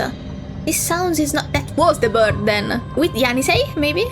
This sound is not like one of common birds flapping, but it's rather a droning, hazardous sound that the kind of titanic bird of prey approaching. It is him. He's so beautiful. Sorry. A winged shadow covers the portrait on the desk. Li Shang turns his head to see the visitor clearly, meeting it with a look of shock, and heart shaking out on his face. Now, you have to take the lady back in. You saw it with your own eyes. You can't say it was possession. Possession feels like an hysteria kind of bullshit excuse to exclude the woman. Oh my god. It is true though. It felt the same way. I felt so bad. I didn't want to say it, but now I'm saying it, okay? You? Hi. The visitor is no less than the very giant bird or featherman depicted in that portrait. Well, it's more beautiful than the portrait, excuse me. He glides in as smoothly and naturally as if he were entering an open glade. I don't know what this is. It seems as though... Take a shot every time I say I don't know what a word is. That's the thing of being bilingual. Most of the things you understand by the context. Because you don't know every word. It seems as though the guards of the jutsu were unaware of his arrival entirely. Are you responsible for this place? It was someone else when I last visited. No matter. I have an urgent matter to discuss, or it will be too late. Late? Without what? Girly! Oh, that's why the tail! I see, it was an horse. Even the other thing between the doll in the previous scene, it was an horse. Okay, I see, I understand now. It's the same horse you saw glowing though. Do you see yourself become an horse before you become an horse? Is this normal? What is happening? Anyway, without waiting for Li Shang to react, a bizarre horse, or something like it, rushes in behind him. She's so cute even when she's an horse. The horse's mane and tail are both red, and it bears a tiger stripe pattern along its body, the combination of which produces a truly incomparable sight. Hi, Yanni, or Yeni. He steps forward, allowing Li Shang to see it clearly. It suggests a great sort of intelligence in its movements. As for the featherman, he simply folds his wing and lands. The narrow space forces him to pinch himself tightly into the cramped room. Li Shang notices a hint of embarrassment in his visitor as a result. I'm Getian, and I'm here to advise caution. The lady owner of the tavern can turn people into lushu. She needs to be stopped, or more people will suffer. I sorry, did not pay attention to anything I was saying because it's so beautiful. Have you ever seen... Do you know that meme of the person? I think it was a tweet or a Tumblr post saying, have you ever seen a man so beautiful you started crying? That's me. Oh my god, I have to pull. But I think I... Oh my god, sorry. Actually, it's so pretty. Oh god, I'm gonna put the meme in the title. Anyway, I think I'm gonna pull. I have a lot of pulls actually. So I probably get to PT once. And if I don't get him, I'll keep my pulls for the hot lady coming next. There's so many pulls, why wouldn't I? Someone told me he's is like a 6. So a buffer. And debuffer probably. I did try him in the Utu. I removed everything I've learned from the Utu. I do not remember ever trying him, but I'm sure I tried him. So okay, let me reread. Oh wow, so many accents. Oh, Anzi, sorry, that's Italian. Let me just go forward and then listen to both of them. She has extremely light bones, which means she's still in the stage of development. She might be unstable, hence a danger to keep in the city. Okay, wait. I'm Getian. Getian! And I'm here to advise caution. I said it wrong. The lady owner Getian. of the tavern can turn people into Lushu. She needs to be stopped, or more people will suffer. Wait, I so did not pay attention to this. This is new. Advice caution. The lady owner of the tavern. But the water is from the river, no? So it's probably not. And you took the horses from the middle of no. Is she? What's happening? I trust you, but what's happening? So she has extremely light bones, which means she's still in stage of development. The lady, she might be unstable and start danger to keep in the city. You are referring to Jiu Niangzi? Precisely. Bones. Are you the goddess of Li Mountain that can read one's bones? Goddess? But you don't look like her at all. Did I got your gender wrong? Yes. The brief silence conveys Getian. No, he said. Wait. I'm Getian. Getian. Yes. The brief silence conveys Getian's astonishment at the unexpected change in topic. I am no goddess of Li Mountain. Okay, that solves my doubt. Then your words have no weight at all. You should have claimed to be her. Why Besides, goddess of Li Mountain, take a look around you. Though puzzled, Getian looks around as advised. Only to find some paper with the same bird totem painted on it. Some of the papers even bear ink stains yet to dry, indicating their recentness.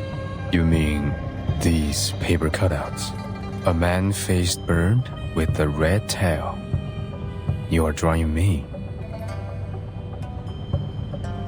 Even though he recognizes the image in the paintings, the idea of being worshipped through such artworks, comes across as quite unnecessary. She's so pretty. Sorry. Horseshoes impatiently clank on the ground, seeming to urge a sense of haste. This prompting, though, goes unnoticed. But I'm not a Xiangrui. These paper cuts won't send me your prayers and wishes. Oh, it's a... They are not paper cutouts for worshipping the Xiangrui, but wanted posters. And you are wanted. Getian is stunned for a moment, as if unable to understand the Li Shang words. The old man is suddenly not so chill. Whether paper cuttings or wanted notices, they are complex things found only in the words of the mundane. As such, he opts to ignore them for now and continue on with the purpose of his journey. The most important thing is to find Jiu Niangzi. She's the culprit of the missing persons case in the city. I think it's you, though. They would never believe you. I thought you came here to confess or make peace. You're not being reasonable at all. What happened to you? You were so nice. You come to defame Jiu Niangzi. Oh, while protective. being ignorant How of cute. the fact that you are the top suspect. Upon learning that the culprit is not in fact the one he identified as Jiu Niangzi, Getian falls into even deeper confusion. Many things outside the mountains are beyond his understanding. The poor thing. How am I related to this? Bird brain. I love him. Every time a disappearance was reported, you were witness bringing animals to the Jitsu. No. The nature of my visit has been taken wrongly. The Zhili there knew what I came for. When we arrived at the Jitsu, you had already fled without a trace. No Did you one talk could to the testify lady? in front of the Facao for her. So her words were considered nonsense. Now, she has returned to her hometown. Why though? Like, her seeing a bird, evidently, is not nonsense. So, you should do 2 + 2. People can't count in this city. That's a conclusion I'm getting to. Upon hearing this, Getian breathes a sigh of relief. I wouldn't have shown up in the city if not for the urgent matters. What's the purpose of lingering around when my business is done here? He said what he had to say. Bye. Besides, the Zhizi allowed arcane skills to be cast without restrictions in the city. So it is your responsibility to bear the consequences of such negligence. You are very articulate. But how can you explain the testimony provided by the two foreign merchants? One of them is right in front of you. All roads are leading to you. Which roads are you seeing? Yes, the two foreigners. Do you confess? They are the other reason why I'm here. One of the two is here with us. She can explain to you. I don't know if she can. Getian leans over and asks the red-maned horse beside him to signal to Li Xiang, sorry. Oh. The strangers, after being ignored for a long time, seems to acknowledge that it can now finally make itself useful, and steps forward on proud hooves. Wait, you mean she is... I think his skepticism and protectiveness is very understandable and valid. It's just a bit frustrating that he doesn't seem to see any reason. He just is set on what he wants to believe. Because in his mind he has proofs, and this is not proof enough because he didn't even calculate the horse. Oh, before Li Xiang can react, Getian flaps his wing, causing the tea on the table to flip onto the ground. The red-maned horse takes another step forward and turns, I love this music, to the spot where the stone bricks have been wetted. Wet? Maybe wetted instead of wetted. Is it wetted? Wasn't it wet? The conjugation. Oh, sorry. The tea seeps out over the interior stone, forming a pool in a small indentation. Oh, cup of water. There the reflection of the horse appear in a flash. I ask for your patience. Please, look at the water on the floor. Does she look like Yenisei? Yenisei, sorry. Li Xiang looks toward the spot Getian, forgot how to read it, line of sight indicates, where the fading reflection remains. But the liquid drains out along the low-lying and uneven floor, and eventually disappear into the crevice of the stone bricks. The tea, it seems, is just tea. What is this for? Is this a demonstration of your discontent? Because I didn't treat you as a guest, offer you a seat, and give you a cup of tea? Girl! No, this should not be. He appears to murmur to himself and turns to the red-tailed horse beside him, his words muddled with confusion. Why didn't your arcane skill work this time?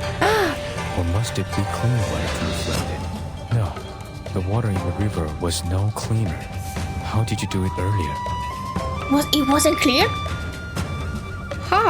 Having now weathered this series of absurd confrontation to his limit, the cultured manner of Li Xiang breaks along with his patient. He was already not patient at all. Guards! Catch him! Well, he tried. Getian, I remember how to read it now, is startled by the sudden and rapid footsteps and immediately flies upwards. Within the narrow chamber, the shadow of his wings appear unusually large, and even the red-haired horse retreats beyond the shadow's range. Beyond the shadow's range. What is the meaning of this? You are suspect. That's what I know. I told you truthfully. Why are you troubling me instead of going after Jiu Niangzi? Because they trust her. Find some and probably she isn't doing it on purpose. That's enough. Surrender now. I guess fairness went into a ditch. But neither will you have me. I love him. Be careful not to hurt that horse. It might be one of the victims. If only someone would listen to the horse. Oh, sorry. Let's just do this. Oh my god! Why am I fighting my heroes? Oh, I want to see their attacks, so I'm gonna go easy on them. What does it mean to go easy on them? The moment of silence. It means I'm not buffing you. It means I'm doing useless stuff until you show me more stuff. Okay, this was good. The torch is lit.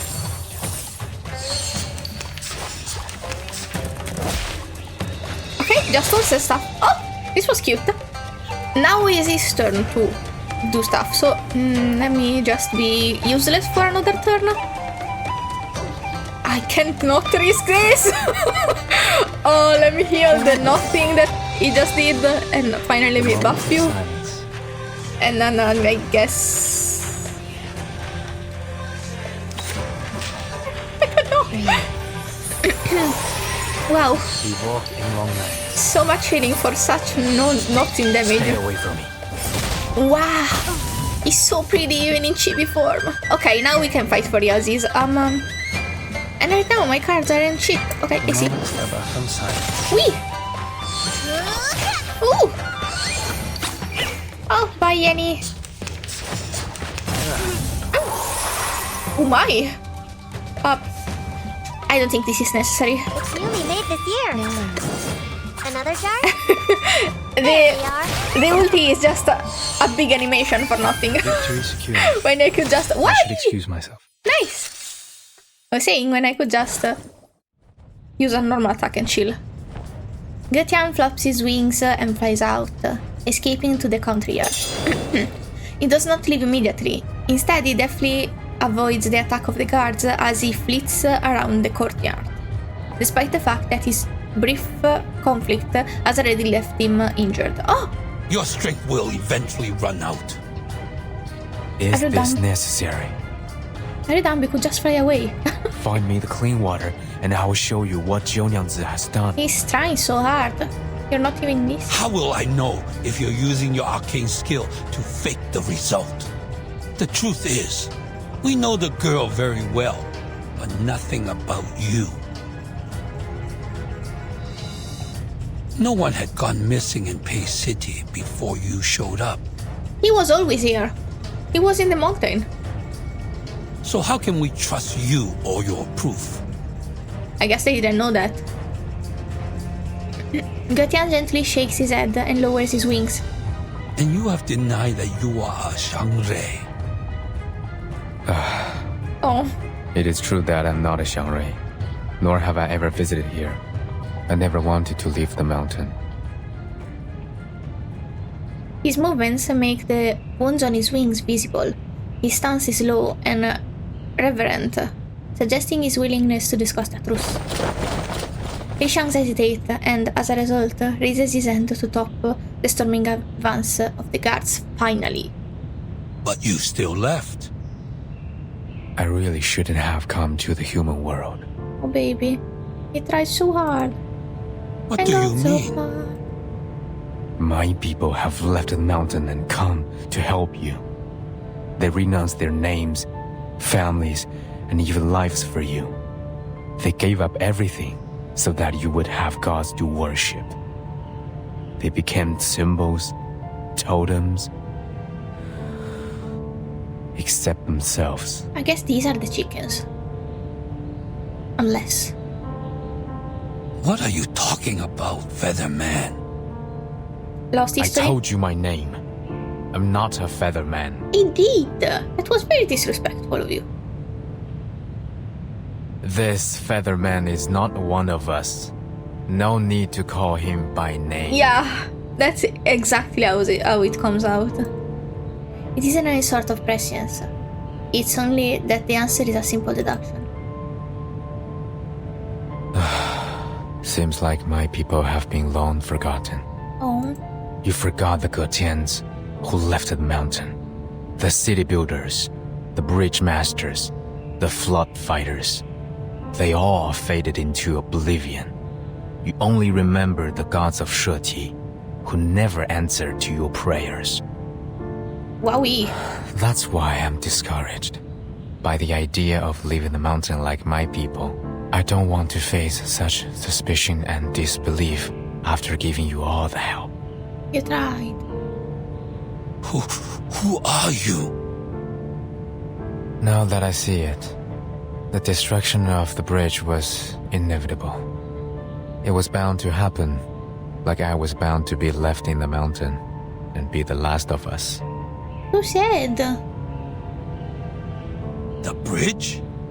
Did you have something to do with the broken bridge? I don't know what they did with this character though. Tell us! I don't know what they did with this character because I understand that maybe he's a bit scary as a half man, half feather, but he's speaking calmly. I understand he's a suspect. I understand he's accusing one of your people, but we attacked one of the guards. The only privilege we had was looking normal. We were from afar, we were not from the city also, and he treated us very kindly. Was it because Madame Besmert was blind that he showed kindness? And patience because Yenisei was a kid? I don't understand this character because they made him a kind person. But now is not that is the opposite. You can be kind and still show aggression, but this is a bit weird. Maybe I'm saying this because I really liked him and now he's showing such an ugly side that I don't like him anymore, I think. Question no more. You can have me. If that's what you want. Oh my god. The message conveyed by Getian's words and action forces those present to hold their breath. He gives up his resistance and sees the connection between the broken bridge and his vague allegation. Though the onlookers wonder whether this might be merely a stalling tactic. Li Zhang! Girl, help. The two who set off from... Oh, she also was hostile. Never mind. She also said, I'm a feather man. The two who set off from the tavern, heading toward the jutsu, arrive in time to witness the end of the standoff.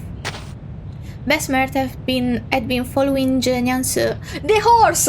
You left the horse inside alone. Sorry. Besmert had been following Jiu Niangzi closely all the way, but stops just short of the jutsu gate. Miss Jiu Niangzi, please wait. Even without the ability to see it, she stops to analyze the tense atmosphere ahead. Come no further! Chill! Huh? Oh, sorry. The gaze of almost everyone in the country yard converges now onto Getian, wary of any possible movement. I'm reading it different every time, I think. I'm trying, sorry. No one present believes that he will just surrender like this. And in an unnoticed corner, the red-tailed horse deftly bypasses them all before running off in agitation. Help! Girl! The horse that had rushed into the crowd then just as immediately waves back out. Weird phrase, sorry, I didn't understand it. I understand it, but I read it wrong, sorry. Seemingly to aim to snatch Besmert out from behind Jiu Niangzi. And it succeeds! Go Yeni! Go Yeni! Go Yeni! What's the plan? I don't know, but go Yeni!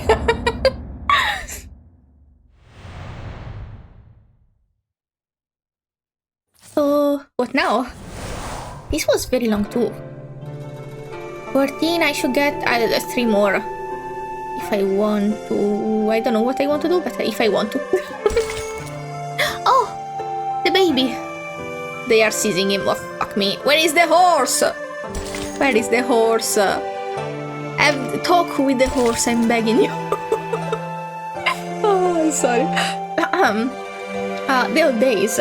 People reminisce about the past, perhaps because they feel the present is getting worse. The present is getting worse. The present is getting not great, but the past was also not great. There was a middle that was okay. I guess every once in a while you get good ears. What just ran out of there? That thing took away the lady. Oh. What's going on? Oh my god, you ditched Getian. Girl, the fuck? Jiu Niangzi's words dissipate in the air without stealing a response. The eyes of all stare at Getian in the center of the courtyard. Most of these are filled without suspicion and fear. As the strange horse and its unwilling rider disappear in the distance, the communication arcane skill cast by the Bone Wand also seem to dissipate. Now we lost another witness. Did you plan this? Wow. I left my wand in her tavern yesterday. Ask her. You will know. Jiu Niangzi, is that so? We did find a bone in the yard, but it's with that foreign lady now. Tie him up first. Do you have more to say? I'm so tired. Everything I need to tell you, I have spoken it all. Catch her now, or even a real Xiangrui cannot save you from the disaster. I would just fly away and say, get fucked then. You're so kind. Why are you so obsessed with calling Jiu Niangzi the culprit? Why are you so upset in not even considering an option? What? You... I am the culprit? Can they have maybe a communication? Or can I have a talk? Like, between them two? Maybe he explains himself better and she considers maybe being part of the problem? Even by just accident, What kind of culprit am I? It's fine, Jiu Niangzi. Oh, shut up. We all know you have nothing to do with the missing persons cases. You don't know. You don't know. She is visibly clumsy. She could be doing something that you don't know. If you even just let him speak on how this is possible that she is the culprit. Vabbè, sorry. The Italian came out. I'm exhausted. Just go on with the plot. And he said that even a real Xiangrui cannot save you. He's more of a fake one to me. I don't like any of you right now. Jiu Niangzi rushes angrily toward Getian. I'm gonna pull for Getian out of spite. Striding forward until she stands just before him. But in a rush of emotion, she loses her ability to speak. You... Stay calm. We will hold him in detention in Zhichi for now. I'll report this to the Facao. The first thing to do is catch up with the horse and the foreign lady. I hope you all become horses. And find his wand to figure out his arcane skill. At least, maybe this is his plan. At least if he's somewhere where he can't even act, like they are imprisoning him unjustly, if something else happens and he can't even have done anything, maybe they believe you, unless they are so stupid and hard-headed that they don't even consider being wrong. Sorry. The crowd quickly moves according to Li Zhang's command and exits the courtyard in an orderly fashion. Only a few scattered guards remain in the courtyard, along with the three figures located in the center. At this point, it would seem obvious that Getian must be taken away, but as Li Zhang has not yet ordered anything to that effect, no one dares step forward. Also, Getian, why didn't you confront the lady? Maybe he doesn't know. She doesn't have bad intention, but... well, he has his excuses. That's fair. That's an okay conclusion, actually.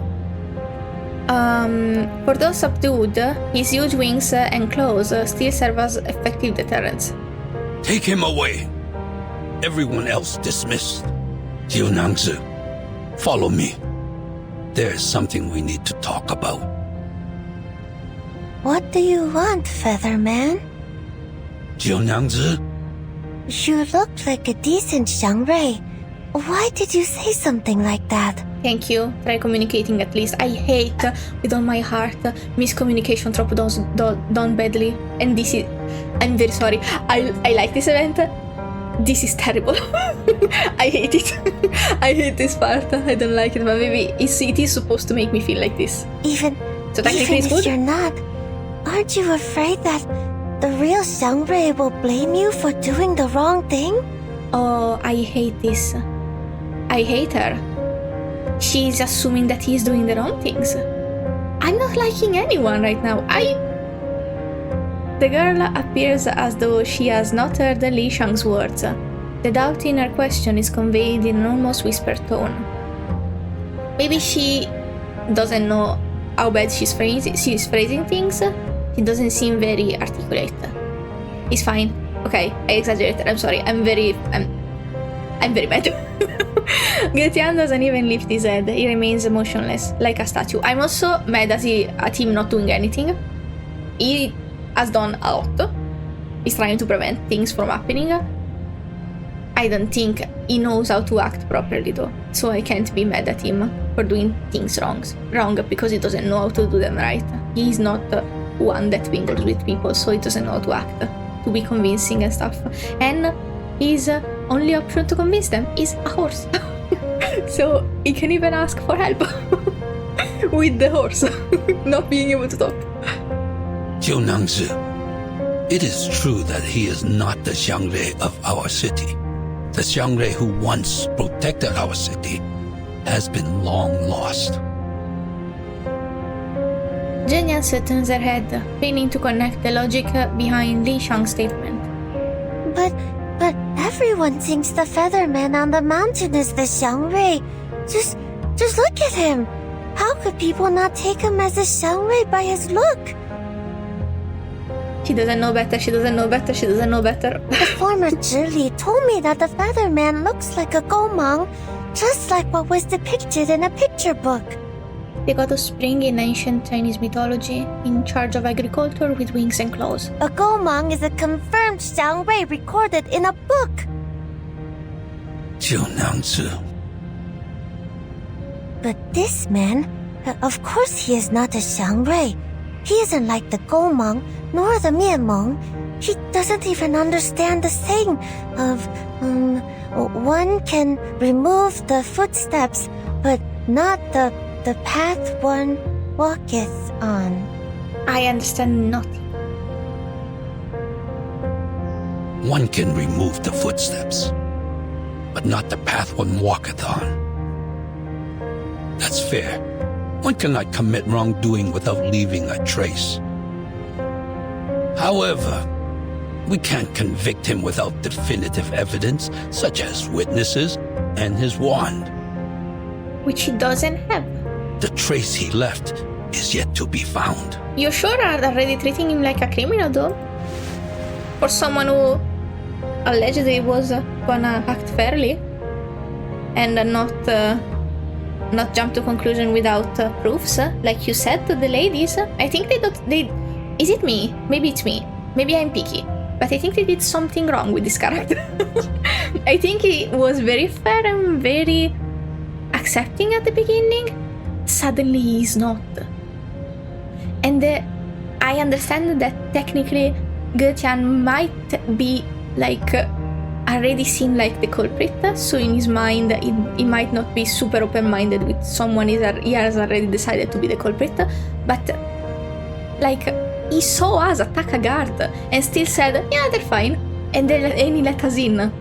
He didn't see him do anything, and he just said, I will trust these foreign ladies on their words, and also dismiss the lady that actually told us he saw him and maybe had another version of him pinned in her mind. We'll just get her away from here so she can't even tell us her truth. I don't like this. I don't like how this... I don't know if it's the story that it was done weirdly, if it's this character in particular that is so very important and done a little... I don't know how to explain it. Maybe it was done... Maybe if it was two people. Maybe if it was two people, but the story would be even longer with two people as one character. I don't know. There's something that I can't pinpoint that doesn't convince me about this part of the story. Maybe it's just indeed the trope of miscommunication that I don't like. Maybe it's that. Oh, I didn't read it. Featherman, do you know what is a real Xiangrei? Do you know where it is? Jiu Niangzi squats down in front of Getian, in a sudden inexplicable movement. Don't treat him like a child. Then stares unwillingly. Well, he doesn't have a good concept of communication. Maybe she's doing it to make it easy for him. Never mind. Into his eyes as she speaks, as if she is to judge the authenticity of his words and expression by doing so. Why did you take people's friends away and accuse me of being the culprit? But Getian seems to have made up his mind to remain silent. I also hate his behavior, but he said, I tried, bye. You get to your own conclusion, I guess. He lowers his head. I can understand this behavior, actually. I cannot say I would do the same thing because I would rather die than make people assume things about me. I will explain myself till the day I stop breathing. Sorry. He lowers his head, taking a faint interest in observing the blood dripping down from his wound, poor baby, an act of passive resistance. A drop of blood seeps into his feathers. The moment passes long enough for the girl to organize her words and continue her barrage of questions. Your appearance is given by heaven, so you should not act against the nature of your look just because of your personal preference. How dare you? How fucking dare you? You could have become a much-loved spirit, it like in the doesn't want stories it. and picture books, as everyone expects you to be. Is it something you want and you can't even understand how someone wouldn't want it? He didn't want to be with humans. But when you took away that foreign lady's teammates, you didn't care about their feelings. So disrespectful. They didn't want to be separated. So disrespectful. So disrespectful. Also assumes what he was thinking and why he did stuff. I hate this. Maybe I'm like projecting. If he were me, I'd be fucking screaming internally because he's staying silent. You disappointed people. That's not what a Xiangrui should do. And he is not one, babes. All right, Jiu Niangzi. That's enough. This is meant to show that she is one. I know this is why she's so obsessed with Xiangreis and why she wants him to be one so bad. It's because she wants to be one. She comes off so terribly though. Take him away. Jiu Niangzi watches coldly as Getian is taken away. He didn't tell me anything, nor did he tell anyone. He told a lot to a lot of people, babes. Just no one was listening. I know you're chasing after anything that could be a Xiangrui, but the Feather Man has clearly claimed that he is not one. To be honest, judging from his attitude, he has never had the intention to be one. I'm going quickly because I'm mad. I don't understand. How could he not want to be one? Because he's not you. Not everyone is so interested in the legend of Xiangrui. The Pei City did have a good era under the protection of the Xiangreis. But after all these years, no one can recall that time without the help of the mythologies and the history books. Even I can't be sure if there's a real Xiangrui. But Jiu Niangzi, you should know that we don't need a Xiangrui anymore. Apparently you do. You're gonna become horses. It? With no Xiangrui, no divination, we can't arrive at Yun Temple. But this is still an orderly city. The Dushuo festival is as vibrant as ever. You can tell that a Xiangrui is not necessary for a city to prosper. I can't wait for you to eat your words. Is that so? Jiu Niangzi grasps the small bag she carries with her. The bag is embroidered with a peculiar combination of love poems, though she has never really understood the meaning of the words. In some way, by now mirror her own confused mind. By the way, turns out you can read, can't you? Huh? You know that I can't, Li Zheng. One can remove the footsteps, but not the path one walketh on. Oh, that's not what it seems to be. I heard it from the Taoist countless times, so I remembered it. Makes sense. Which Taoist? In the city? Jiu Niangzi shakes her head to refute the Li Zheng assumption. Li Zheng's. No, it was a Taoist I traveled with before I came to Pei City. The Taoist said many different things over and over again. I couldn't understand, but I remembered them. Sounds like you had a distinguished teacher. Since you came here, you've been treating people nice and kindly. Exactly the opposite of what Getian has done. You don't know. I hate these people. So I feel so name strongly. Is Getian? I'm very sorry. I don't mean to be angry. Yes, Getian. You said too many things to him. But he is using his name now, so something got into his head at least. He is not the Xiangrui you are looking for. A real Xiangrui would never be so rude. It is very possible that he is only a Yao that has been living on the mountain for too long. Her head lowers, seeming to find it difficult to accept such a change in thoughts. By the way, I was trying to go very fast to have this finish, so maybe there is a complete resolution to solve my anger, but I cannot be Getian. I cannot be Getian because he stays silent, because he's upset. I am upset, and every 2 seconds they trigger me, so I have to scream. I'm so not Getian. But why did he accuse me like that? I don't get it. Did I do something wrong? Because you are the Zhili. Jiu Niangzi looks at Li Shang, her face caught between doubt and curiosity. Having presented his point of view, good.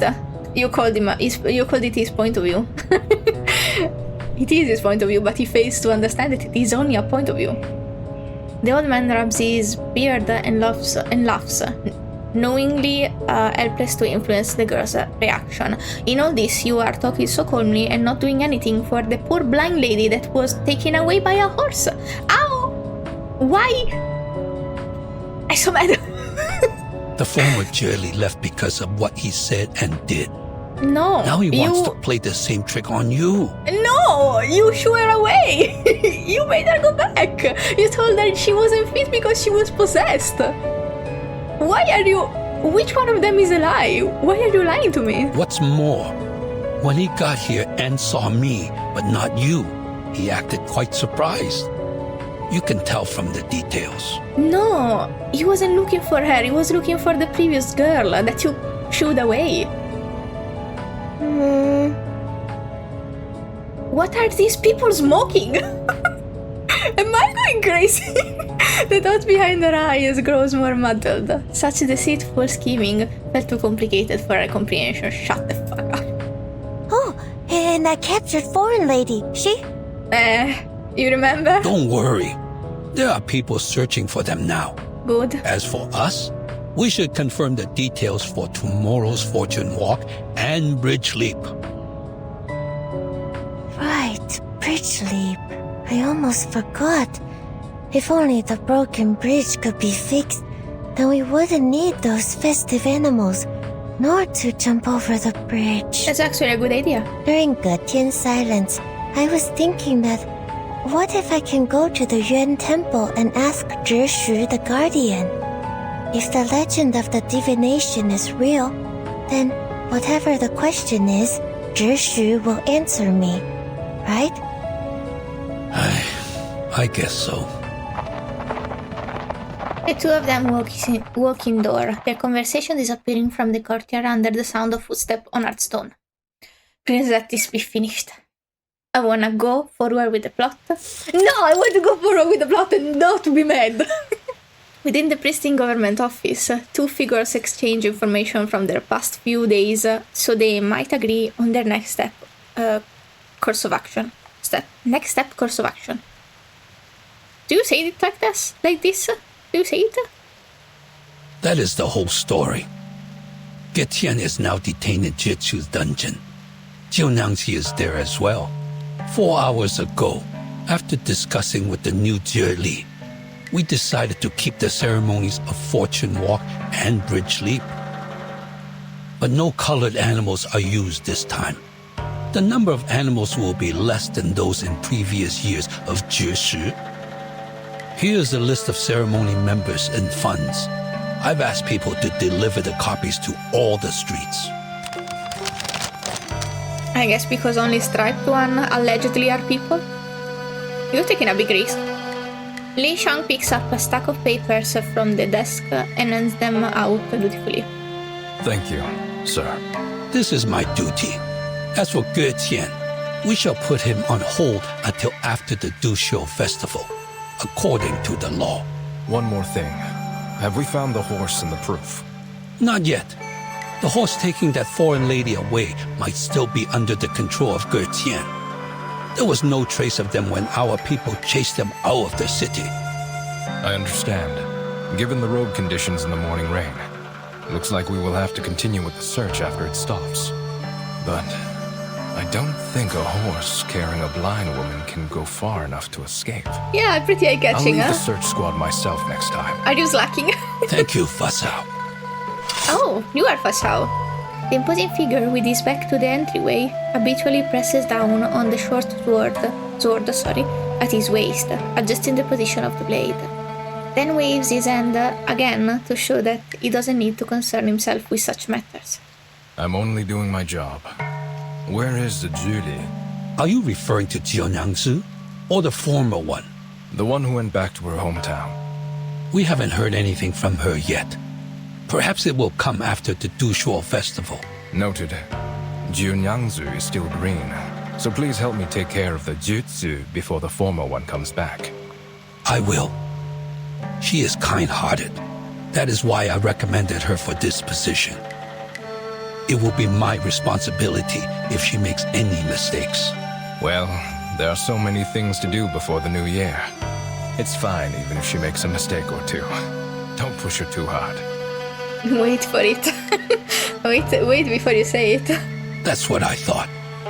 If you find any evidence or the two foreigners, please let me know. Facao rises nimbly while folding the documents. As he prepares to bid his farewell, he is stopped by Li Xiong raise his hand. Another thing. The New Year's feast tonight. You're welcome to Jiu Niangzi's tavern with your relatives. Yeah, please all go there. The tavern? Are the people around the merchant's hub going too? Oh, please yes, go all there. She is hosting a feast for the neighbors. I'm getting a bit mean. It is the New Year's Eve vigil. I want him to be vindicated so bad. Shuori festival. It is an annual tradition at the tavern. The New Year. Oh, sure. How do you... Wait. Sure. Anyway, sorry. I'm being mean and spiteful. I ate not on purpose. I am very mad for him. I hate when people or situation are unjust. But people can't always act accordingly with what is just to me. So probably he and all of them think they are doing the right thing. But I can't help but be mad because there is such a clear lack of communication, and I'm not sure it's realistic. I know maybe I'm mad because it's breaking my immersion, or maybe I'm projecting too hard because being misunderstood is not a new thing to me. That's why I over-explain myself a lot sometimes. Another year of the Jeshi. I got triggered, I guess. Hopefully the Yuan Temple, which worships the Jeshi, will bring us good news. Having said his piece, leaving only a moment of silence. What? Having said his piece, leaving only a moment of silence, the two of them look out of the window, toward the eaves of the broken bridge, and the temple flickering in the misty rain. Ah, my back! Oof. It's gonna be a 3-hour video. Freak me.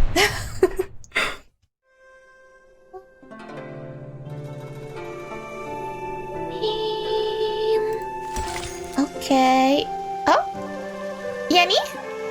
This is the madam. So maybe finally. Oh my god. Okay. Hallowed eyes. Truth and reflection. There's water. She's gonna bend the water. Water bending. Close enough. That's my avatar right there. Better than the movie. Okay, let's just go. No, not even battles, so maybe this one will be shorter.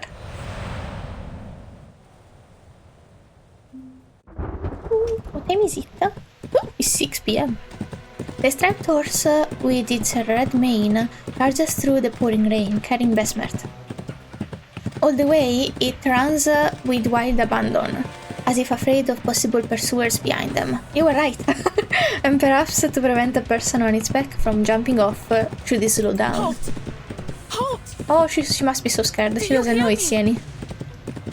The horse ran onward still, even striding several shallow depressions with ease before continuing forward. Seeing her words taking little effect, Besmert attempted to slow it down using her prior experience with horses.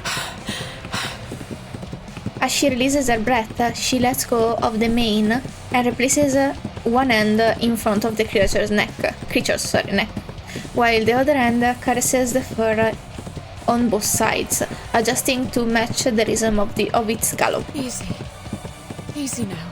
Good child. Oh. After taking another deep breath, she seizes the opportunity to vault herself off the horse and stumble down in quick movement. Besmert falls into the shallow just as she intended. Why did you intend that? Oh my god, okay. Girl. Oh, he's so worried. The horse stops not far from where she lands and turns back. Ignoring the accumulated pain of new and old injuries, Besmert clambered out of the water. But she should be a character, by the way, Besmert.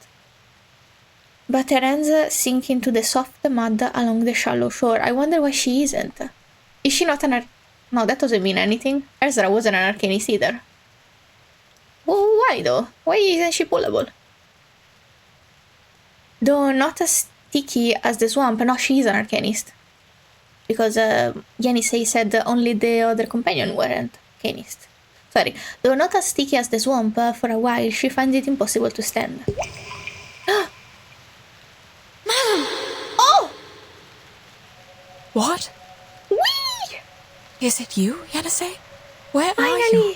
Finally! The familiar voice is certainly within earshot, but Besmert cannot place its direction, no matter how hard she strains. She struggles to lift herself out of the mud and falls again. Maybe through water? I'm sorry. Are you hurt? Oh my god, she does show in the reflection. I was right.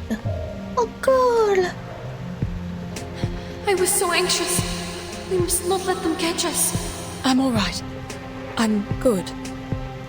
How did you... I am talking to you through the water. Please hurry up and get back on me. Oh my god. They really needed just a bigger source of water.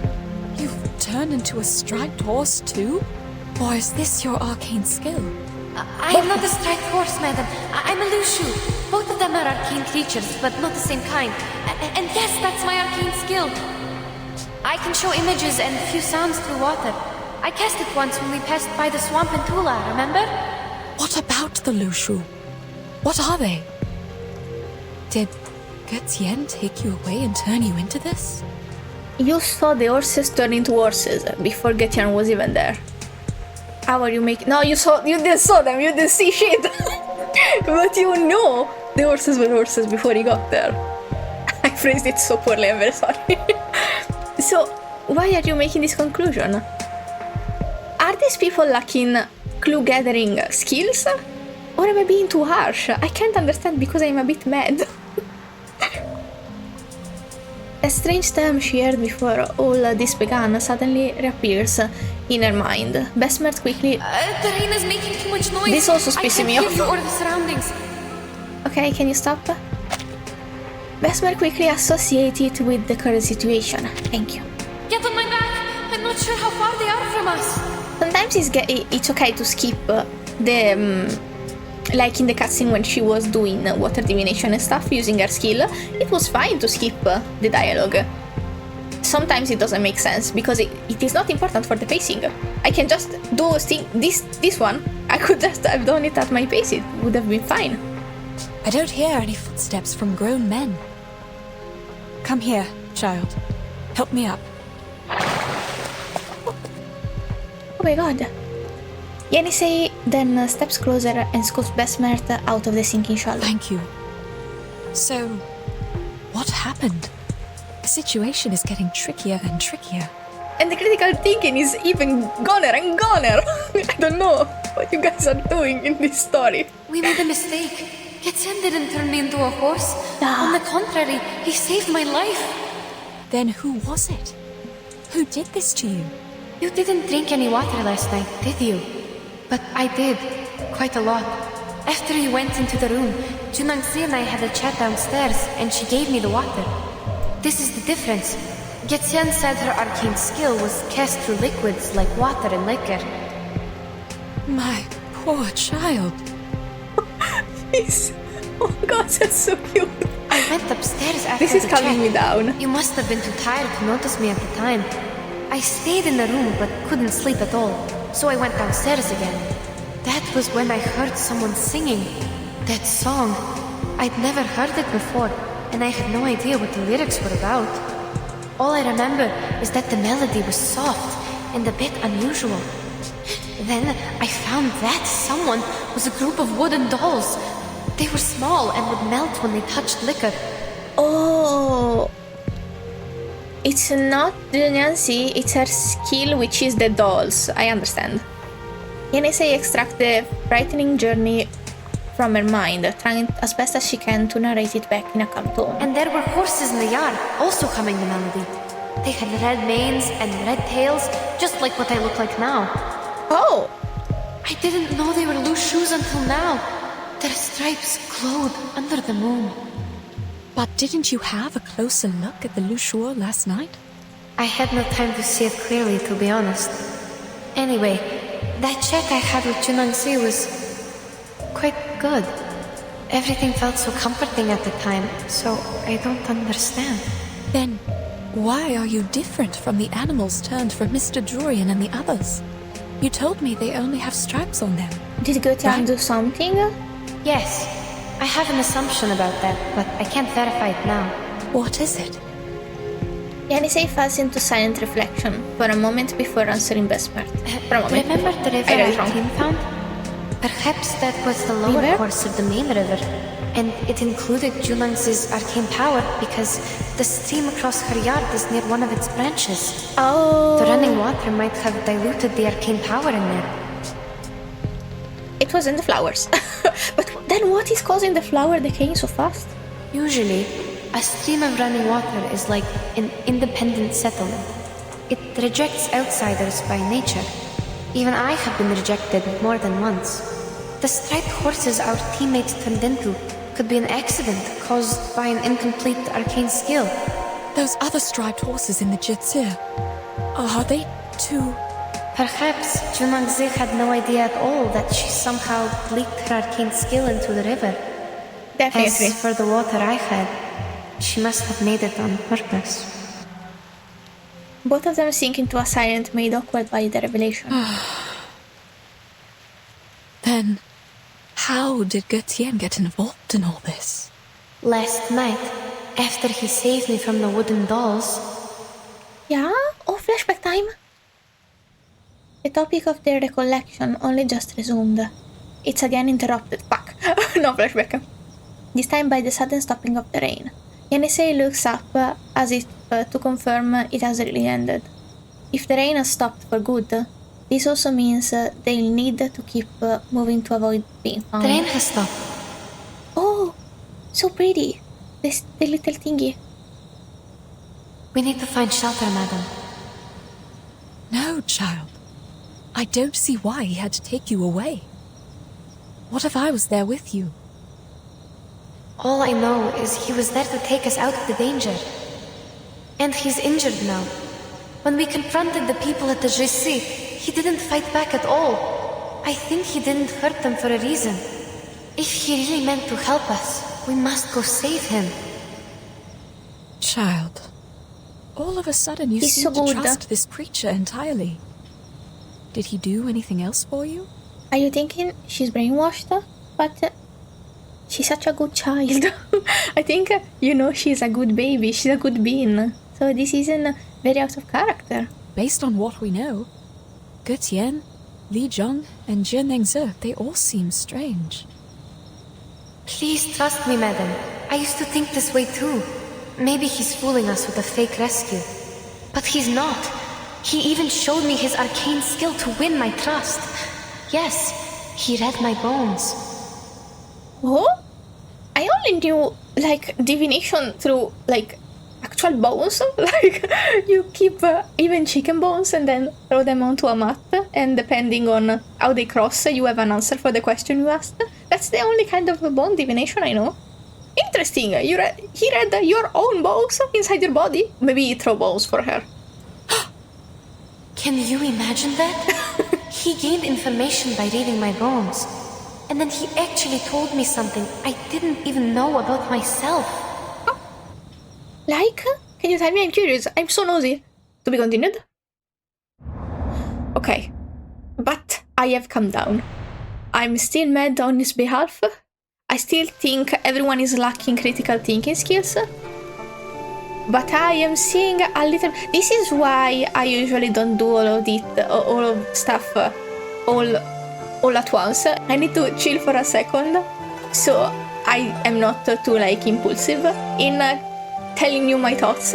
If I don't look at the details and I stop being mad about fictional character, I can enjoy this more. I'm sorry for saying it, I hated it, I don't hate it. I don't hate it, but when I feel strongly about stuff, I am super clouded. I just can see the injustice and I want nothing. I see nothing else. I don't wanna even see anything else. Okay. Speaking of not wanting to see what I see. Amazing. Oh, is this a flashback? It's a fight. Who am I fighting? Who are you fighting? Are you fighting him again? See what I see. People trust their own judgment. It's no surprise. Okay, let's go. Also, this is the 16. Oh, I made it. So yes, this video will be 3 hours long. It will never upload. I was supposed to record all the event today and maybe upload... Let me go! Oh. Where are you taking me? Yes, flashback! I was saying maybe upload it the same day, at least one part. I don't think I will have the energy or the time to edit all of it. Just give me a second, I'm gonna grab a drink of water. I forgot to bring it with me. It took me a minute because I also went to smooch my cat. Well, pet it because I have lipstick on, so no smooching for me. You... If I let go, you will fall, and death will be your end. Hold your life dear. Oh. You are a lot more vulnerable than you can imagine. I love him. Quit threatening me! How is that a threat? Down there. How is that a threat? Yes, but you don't know how shallow it is. Am I stupid? Even a lantern can't float on it. Is this game gaslighting me? Am I stupid? Does he look more threatening than I think? Am I biased because he's hot? like the people were biased because the two foreigners were women and one of them was blind and one of them was a child. Am I biased in the other way because women don't work for me because I'm a woman? It's dying, unlike the other branches you saw outside the city. So what? Does that explain why you captured me? Fine. The river is dying. I'm held by a birdman in mid-air. I'll fall and die if I struggle. There's nothing I can do. Yep. So just don't resist. Yes. It's a rare wisdom for a girl of your age to know her limits. He's kind to me. But I'm not a birdman. I'm a Yao. You are a Yao. My name is Getian. Yenisei gives up on her middle struggle, pondering over his name and identity. You can use arcane skills. You're an arcanist. If you say so, then it is so. We have gone for miles. I'll leave you here. Beyond the ford, you will see the step. Communication at last. Not from the people I wanted it to, though. Getian slows down, just as he said he would, and after a moment he gently places Yenisei on the ground. Even by her situation, she had not anticipated such gentle treatment. I don't understand. What on earth is your purpose? Why did you turn humans into horses? I believe you could commit much worse crimes if you want to. He doesn't want to. Are you doing it for fun? That's not what he's doing. Ow! Why? Why? Is it really me?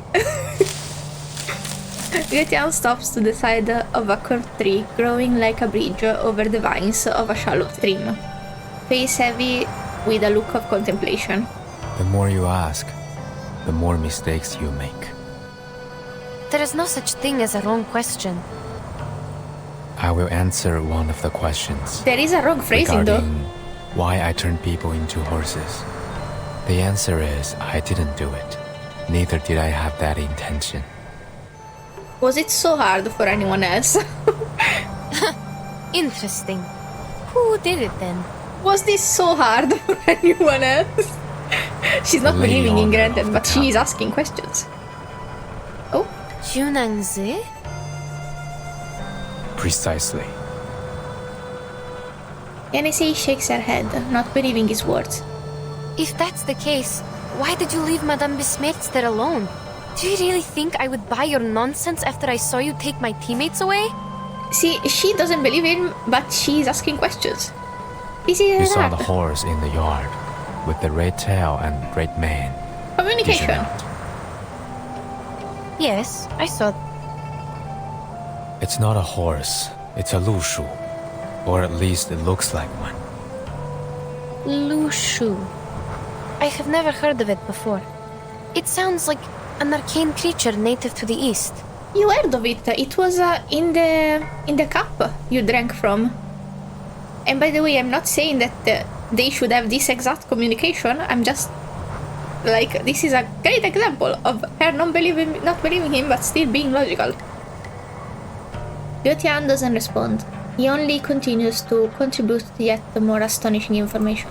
It is a lushu, and also Jiu Niangzi herself. That's her? Huh? Ah! What? That thing is Jiu Niangzi? What? What you saw tonight was not real lushu. Those horses merely resembled half of them. That makes sense why it's horses now?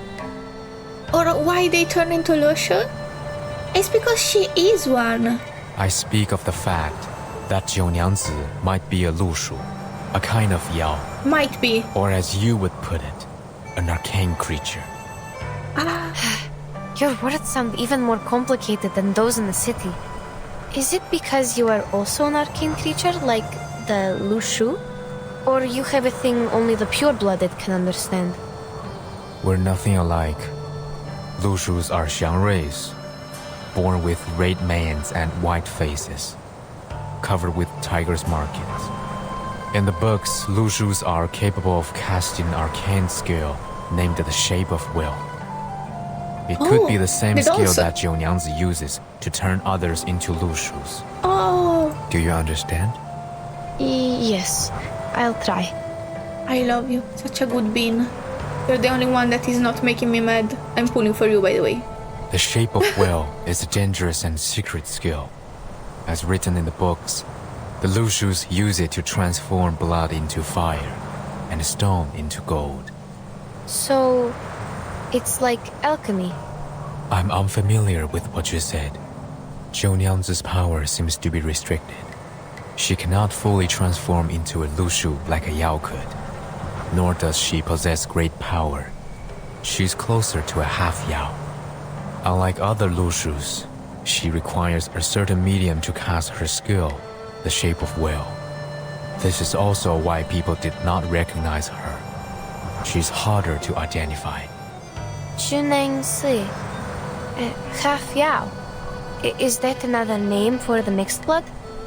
Anyway, even if you're telling the truth, how did you know that? It is within my bloodline. Like you find your direction through the water, I read people through their bones. Ooh. How did you know my... Wait, you mean you can read people through their bones? Tell me what he told you. That makes no sense. What can one's physical condition tell you? Tell me what it... Tell me! I'm curious about stuff that doesn't matter. Many. Many stories, many sounds, even if I was never there with them. Such as you, the markings on your bones resemble an open net, yet it captures nothing.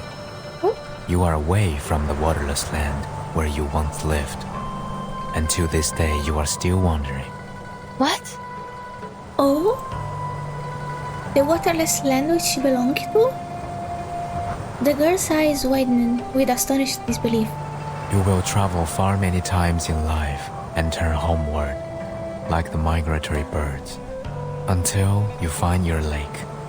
Lake? What on earth are you talking about? Have I mistaken anything? I should hope not. Forgive me. I have long since stopped reading others' bones and put them into words. Perhaps I did not tell it in the most precise way, but it should be generally accurate. I love him so much.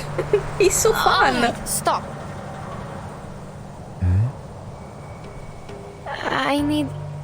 I need some time to digest your words. A bizarre spectral sound cuts off Yenisei's reply. Careful. Fight!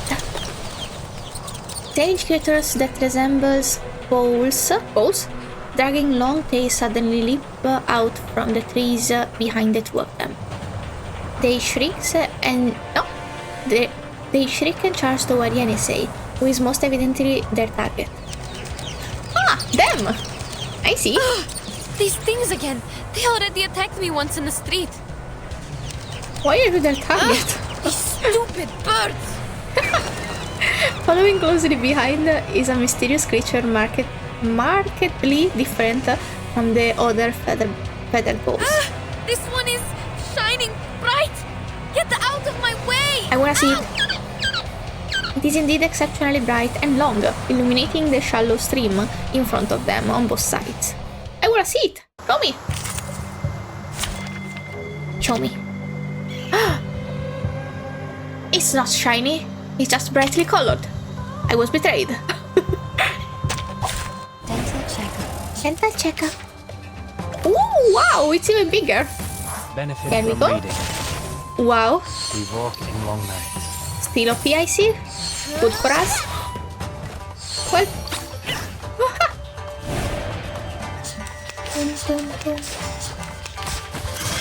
Ouch. Screamy boy and shooty boy, I see. It should be enough. Ooh. Probably, definitely. Maybe. Nope, not enough. I see. Unless... There they are. It was enough. Good for us. Naughtier than the Foundation's kids. Nice. Getian stares in the direction of the scattered Zhe ran off. His mind burdened with thought. Have you drunk the liquor? Offered by Jiu Niangzi? No, but I had the water from her. Why? These Zhuye might be baby. attracted here by the scent of liquor. Oh. They feed on the flowers of Zhuye, which can be used to make liquor and smell of leaves. The one that were decaying? They could be here because they smelled the liquor. But you only had water. What else could attract them? Yenisei thinks back to the preceding events. If they were attracted by the scent of liquor, I think it was the wooden doll's fault. They soaked themselves in the liquor before they attacked me. I might have gotten their scent during the battle. The scent of liquor stands is not strong enough to attract them here. It would have taken a proper consumption of liquor for them to notice. Did she spike her water? I worry that liquor is the medium for her transformation skill. But that is only my speculation. If the water you drank also exerts the same effect on you. Did the doll spike your water? As though his words hold the power of execution, the change happens the very moment he speaks. Oh. What? You... Yenisei kneels down and her body transforms. I don't like these noises. Just as her companions transformed on the steps before her. On the step, sorry. Hey girl. How so? It's the water bro.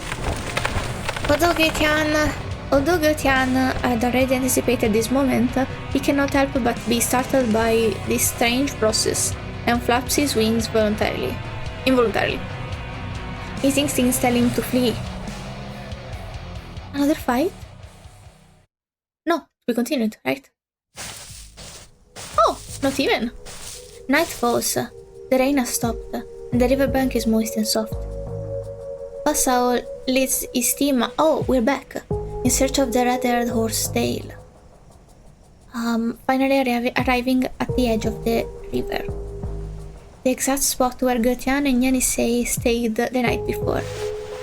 Find anything? He didn't flee even if he wanted to. Someone was here. Maybe.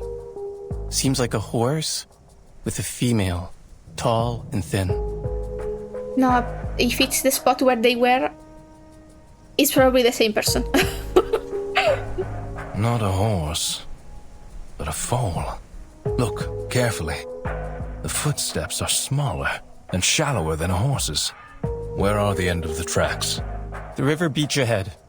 The track stopped 3 meters away. We couldn't tell where they went. That can't be. Can't be? Facao strides over to inspect the traces near where the trail of footprints ends. It rained a couple of times. The rain could have washed away the footprints. If that's the case, there shouldn't be other tracks here. Like this. A bird's claw marks at the edge of the rotten wood. It was a bird of prey. And judging from the size and the sharpness, it's quite strong. His only prey is misunderstanding. So. It's true. Hey, I found another 2 sets of footprints. They're shallow and narrow, possibly from the same person, a young woman. They're gonna use this as proof that he turned her into a horse. The wood lies on the ground near the river. It's not a good spot for birds of prey to roost on. What stopped here was something even bigger. A young woman met a huge bird of prey here, yet there is no bloodstain at all. Perhaps the truth behind the foreign merchant's disappearance is different from the Featherman's statement. We need to go back to the Jitsu. What are you thinking? What are these conclusions? I don't understand you. I feel like I'm the dumb one. On the steps, Alushu stands in place of a girl. The threat of this transformation sends Getian up into the air.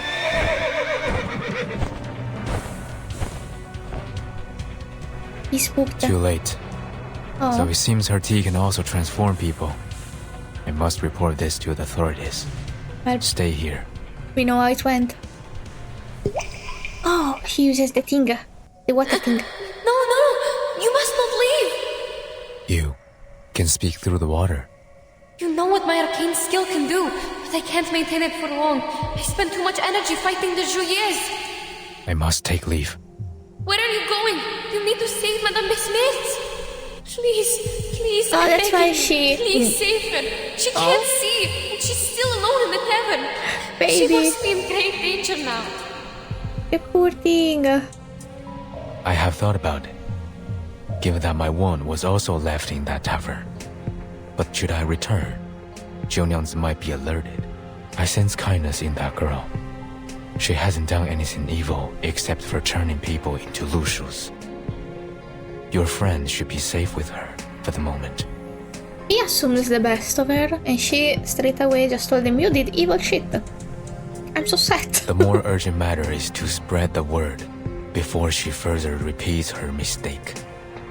I must go find someone to handle this properly. Please take me with you. They believe you are the one behind the missing persons case now.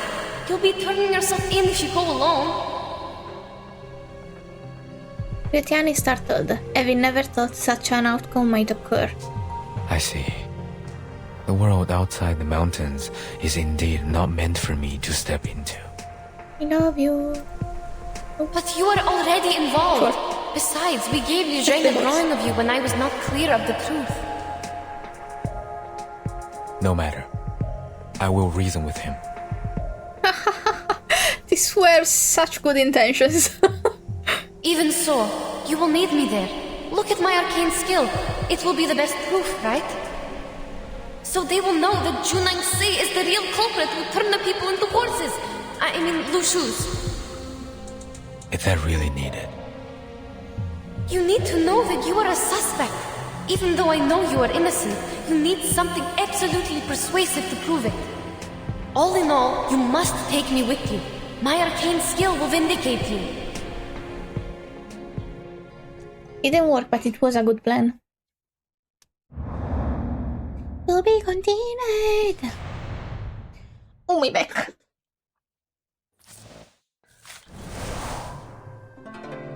I don't think I'll be able to record even 1.1 today. I think I'll have to skip it. I'm very sorry about it. I tried my best.